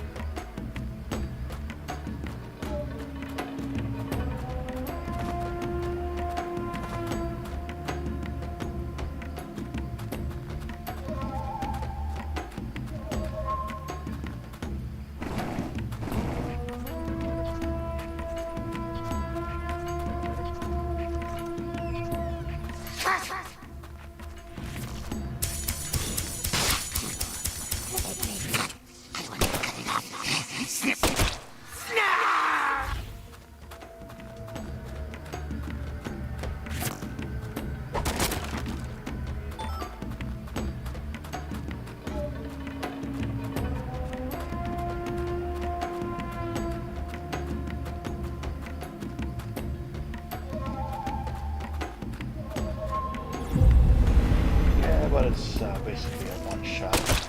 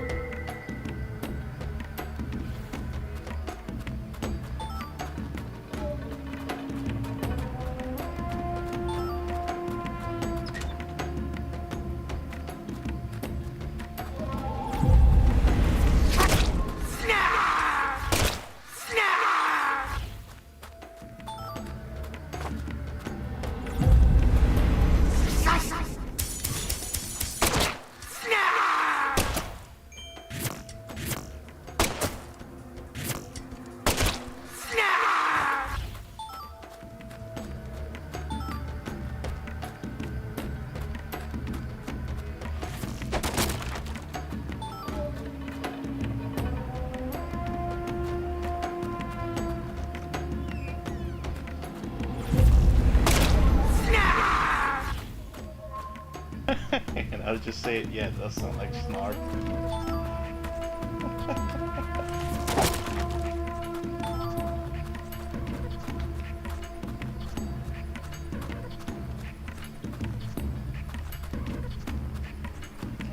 Here, and then within this area was the profiling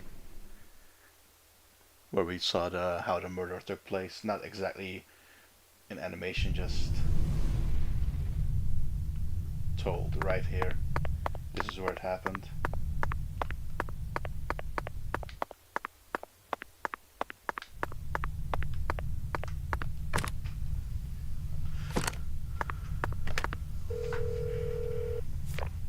Let's just save.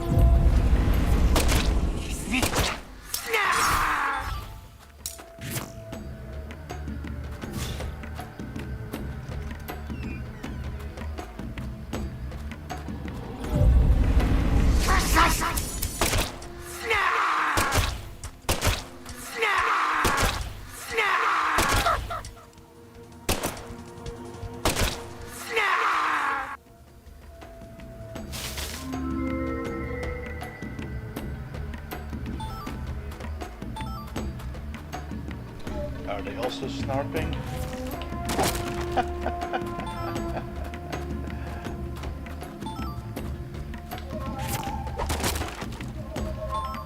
This is the exact same route I took last time as well. Like identical step for step.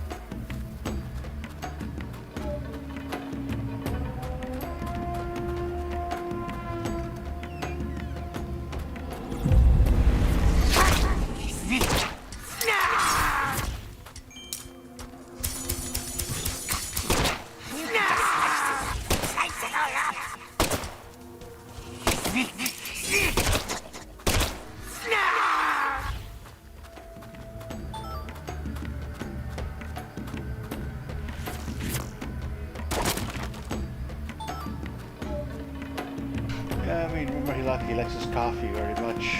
It helps the sleep part, basically.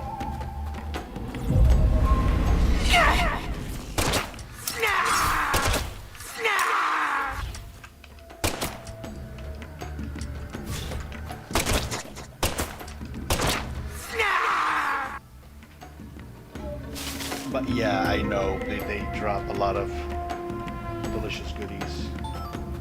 Bullets, coffee, first aid.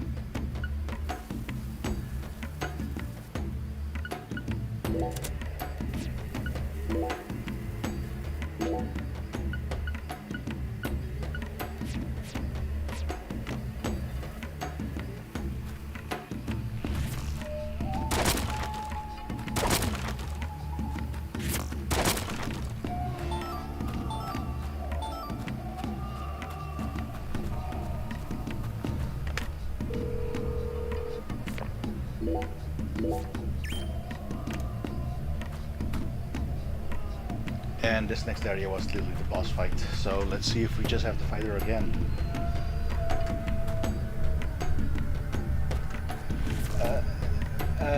He said it last time as well, video drone. So his arm transforms into a sort of a weapon. But we shall see what this is right now.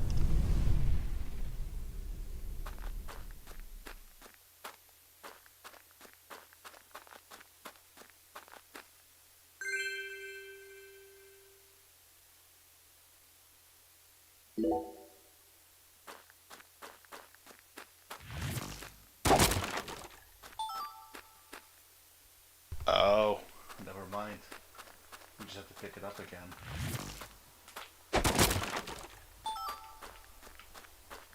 Oh, let's just get these boxes. Free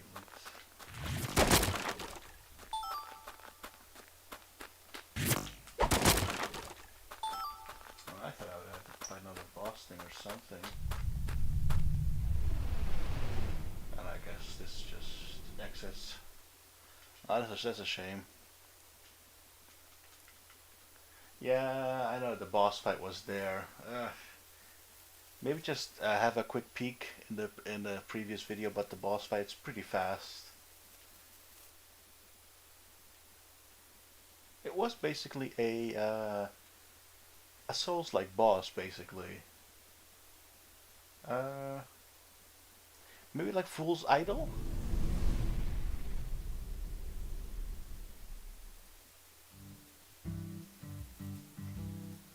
Yeah, something like Fool's Idol, I think. Hey, Agent York. Yes? Is that... Sorry, never mind. I think I was just seeing things. By the way, Patty, what do you usually do when you're at home? Is this an interrogation? Oh, no. I just figured that since we're working together now, it'd be a good idea to learn a little more about you. Should an adult male like you really be asking a little girl this kind of question? Feel like I heard a story about this sort of thing on the news once. There's a time and a place for everything. You know exactly who I am. And I've also introduced myself to your father. Besides, you're the one who said you wanted to come with me. I was just kidding, jeez. You're an FBI special agent. Why would I ever need to worry? You shouldn't automatically trust someone just because they're an FBI special agent. One's profession and one's personality are completely separate things. For example, one special agent may fall spiritually in love with a genius criminal who enjoys the taste of human flesh. That's Hannibal. You pulled that straight out of a movie. Just because it's a film doesn't mean it isn't deeply rooted in reality. You can't judge people solely based on where they work or how they look. You need to think hard and decide things for yourself. Fine.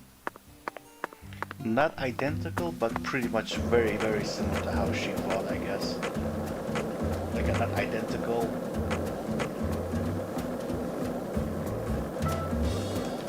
thinking about Galena too? And all the other women we've seen so far on our travels across the states? Zach, I'm right, aren't I? This is a vast country. Incredibly vast. And it's mostly composed of mountains, deserts, and farmland, with small towns scattered about here and there. That's how America looks to me. Compared to the scale of this entire country, New York, Chicago, and LA are all microscopic. Sometimes they even feel like figments of my imagination. Think back to what Las Vegas looked like when we were driving up I-15. It was a mirage. And TV and movies dress up those mirages and broadcast them to people all around the world. Meanwhile, American women become fascinated by the gorgeous city lights and are drawn toward those illusions. The very same women who were chosen as prom queens in their small towns. In the end, all they find are ghosts. Once their eyes adjust to that blinding light, they realize there's nothing but vanity and lust surrounding them. They finally figure out that it was all in their heads. Then they quickly try to satisfy themselves with something else. Drugs. And drugs are the gateway to a whole pantheon of crime. Zach, remember what you told me once? The women who turn to crime aren't the evil ones. The drugs aren't evil either. They're nothing but chemicals. The ones who feed off those women and use them. They're the ones to hate. Let's go, Zach. We need to find the person who's hiding behind Galena and drag them out into the blazing southern sun.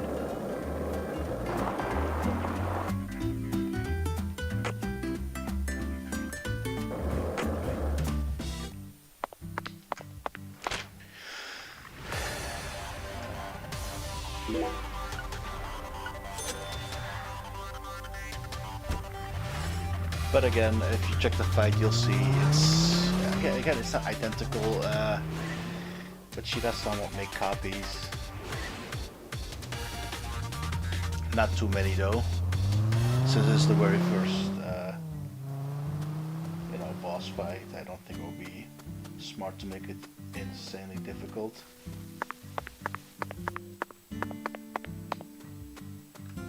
Smarty pants, what you want? You beat him. I know you did it. Yep, you're so strong, York. There's a treat. Oh. Thank you for the compliment, Avery. How did you find out about these guys anyway? The red guys, I mean. When I sleep, they stare at me. I can't move, so I don't like them now. Paralysis, so they manipulate your dreams, somehow allowing you to sense them. Correct? Manipulate? I don't know. But I know who the bad guys are. If I find more, I'll tell you. Then you need to beat them up, yep. Zach, he appears to be misunderstanding just who we are. But I feel like it'd be a bit inelegant for us to explain ourselves here. We'll just have to go on and let him think of us as monster hunters or whatever he's got inside his head. Nice. Oh, 10 to own. Okay. Smarty pants. Look, I found more bad guys. Where? The Clarkson estate, really bad ones there, yep. Lee's house deep inside, something's there. Avery, I'm starting to think you really do possess some kind of special power. The maintenance room at the sugarcane plantation and the Clarkson estate. You can pinpoint exactly where evil manifests itself in this town. Beat the bad guys, it'll make Lee's happy, yep. Bring me the thing, prove you beat the bad guys, then I'll give you a treat. Zach, his power is real. Press, you better return to the Clarkson estate. First the maintenance room at the sugarcane plantation, and now the Clarkson estate. This town is slowly turning into an amusement park. A sci-fi amusement park. Reminds you of that one movie, doesn't it? The Running Man, 1987, directed by Paul Michael Glazer. Convicted criminals fight against a just man who's been wrongly accused. If he manages to escape, he'll be pardoned for his crimes. In order to Redeemer's name, Arnold S. is forced to fight against armed mercenaries known as stalkers. It's perfect. Perfect hyperrealism. When we first saw it, we thought, if we became criminals, we definitely want to enter a contest like that. Sub-Zero, Buzzsaw, Dynamo, Fireball, and Captain Freedom. Boy, were they a fun bunch. I love to visit an attraction that let me fight guys like them. It'd be a waste to only allow criminals to enjoy a sci-fi amusement park like that. At the time, I can remember being so jealous of Arnold S. But look, Zach, look at the situation we fall into. It seems as if my dreams finally come true. Investigating the case is paramount, but everyone needs a break once in a while. Isn't that right, Zach?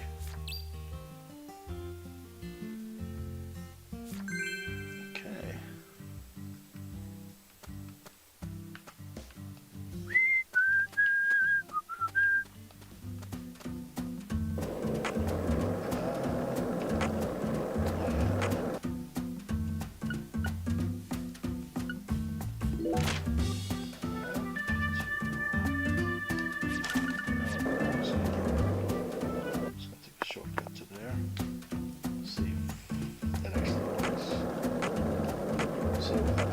Pastor's daughter is the skateboarding girl, I think.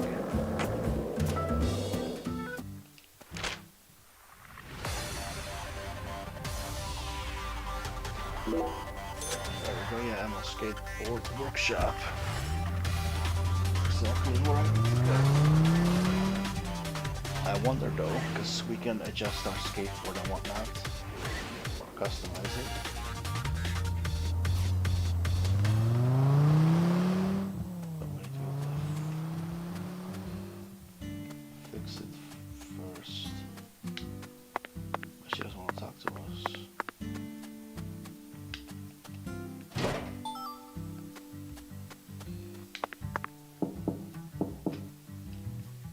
Looks like it. Let's come back.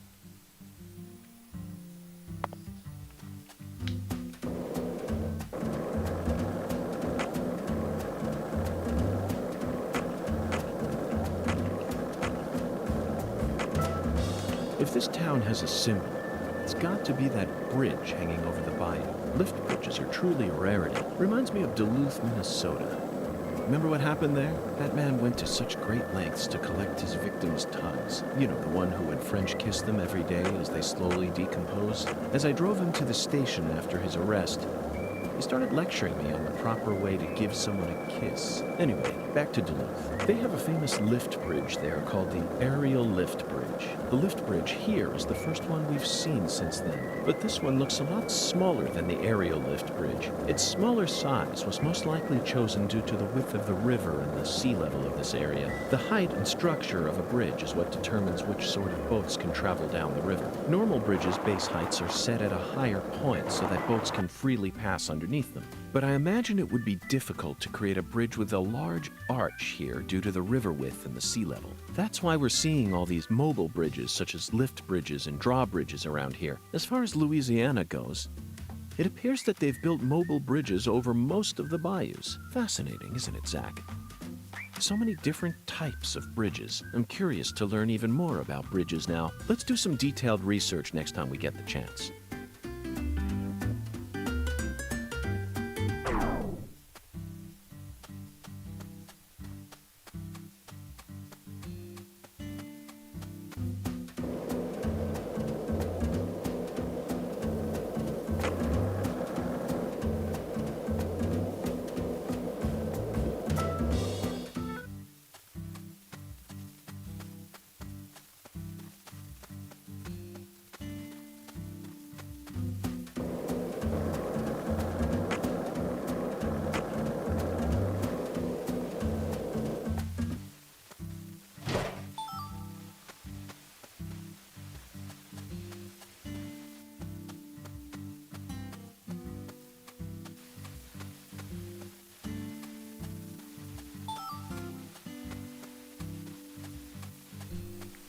I think I'm just gonna call it here.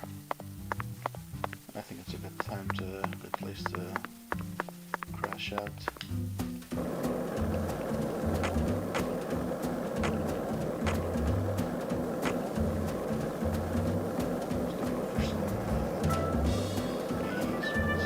Hey, want to talk about bridges? Why? I've become obsessed with bridges, Zach, and there's no turning back now. Remember what we saw on our way here? Back when we were driving that hybrid car before we switched over to the skateboard. We passed over the Lake Pontchartrain Causeway, the longest bridge over water in the entire world. Remember the sudden downpour that made it impossible for us to see the road? The rain was so torrential that we couldn't see more than a few miles ahead of us. I'm sure local drivers are used to that sort of thing. They were all going normal speeds. I'll bet that scene reminded you of a certain film, or perhaps a certain person. Violent City, 1970, directed by Sergio Salini. I only ever saw it on TV when I was a kid, so I don't remember it very well. But I definitely remember that it featured a bridge, a long bridge. During the New Orleans part, that's the one thing I remember. That bridge must have been the Lake Pontchartrain Causeway. And the film starred Charles Bronson. Charles Bronson. Charles Bronson. What an amazing sound. You couldn't possibly find another man whose name matches his appearance so perfectly. Yes, yes, of course I know that Charles Bronson isn't his real name. Charles Dennis Buczynski. That's his real name. But he's Bronson. Period. Zach, what's your favorite Bronson film? Death Wish? The Magnificent Seven? Rider on the Rain? Or Farewell Friend? They're all masterpieces. But to me, his greatest work lies elsewhere. That's it, Zach. No wonder we get along so well. I don't care what anyone else says. His greatest film by far is 10 to Midnight, 1983, directed by J. Lee Thompson. There's no realism to be found in this movie, but that's what makes it so great. One might even call it a fantasy masterpiece. It was certainly filled with unprecedented fantasy compared to other police thrillers, that's for sure. You know, Zach, I'm suddenly getting the urge to watch it again. Let's hurry up and solve this case so that we can go rent the DVD.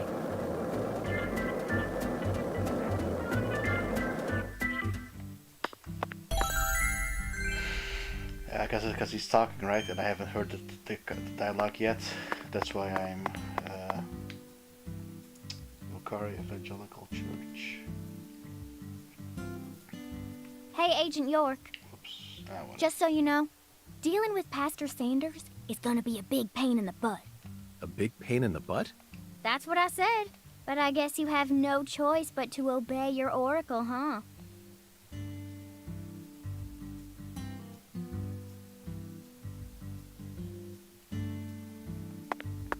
Anywhere save.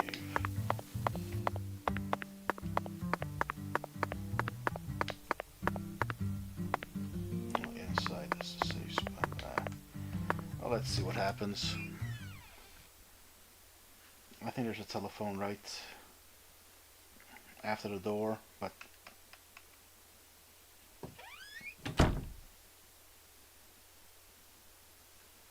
I don't like hospitals. Why not? They soup folks up with medicine, cut 'em up, and then they try and act like they're your friends. Something ain't right about that, you know. It goes against the laws of nature. Plus, this is a church. So you got a pastor, a servant of God, actually playing God with his patients. I think you have a point there, Patty. These days, we can neither determine death nor reproduce without the help of modern medicine. Yeah, our world's become quite an unnatural one. Oh, excuse me. This is Lucare. You need to watch where you're going, or someone might end up tripping you.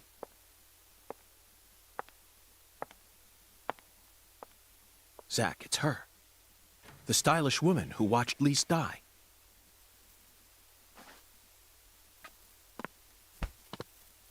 I've been waiting for you, lost lamb.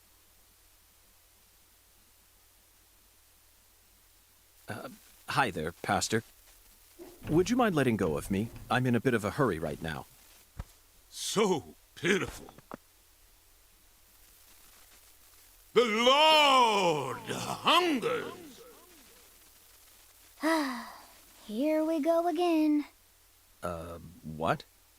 Pitiful. Truly pitiful, my little lamb. No, neither Zach nor I. Oh, so pitiful. So pitiful, just pitiful. The Lord hungers. 1 can of Spam, 1 can of red beans, and 1 can of spinach. You are to offer up the taboo trinity. Taboo? Don't you mean the holy? Oh, how I pity you. Unlike us humans, the Lord never errs.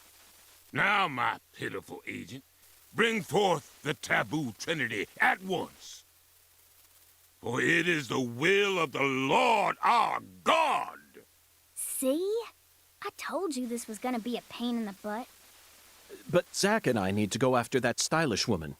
Too late now. We need to obey God's will. The Lord hungers! Come on, hurry it up. We need to go. Well, Zack, I don't know what to say. First an oracle, and now an order from God? Maybe this is the trial that will yield the ticket to the goddess. Either way, it looks like we have no choice but to gather the taboo trinity. I guess it just goes to show that small towns are always filled with the bizarre and unpredictable.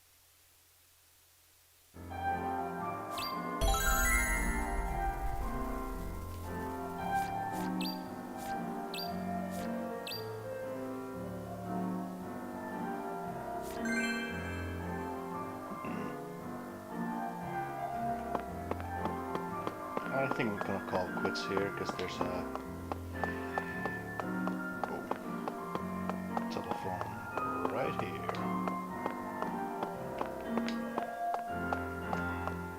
One can of Spam, 1 can of red beans, and 1 can of spinach. You are to bring forth the taboo trinity, for it is an offering to the Lord. Hey, Tyrone. Pastor? 1 can of Spam, 1 can of red beans, and 1 can of spinach.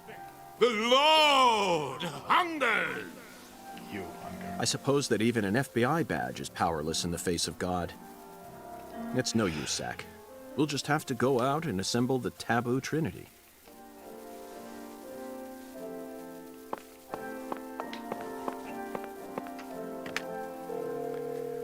Again, thank you very much for watching, man. Much appreciated of the time. I bid you a very good day, a good night. Enjoy your day, enjoy your night, and I'll catch you next time. Good day to you. Ow.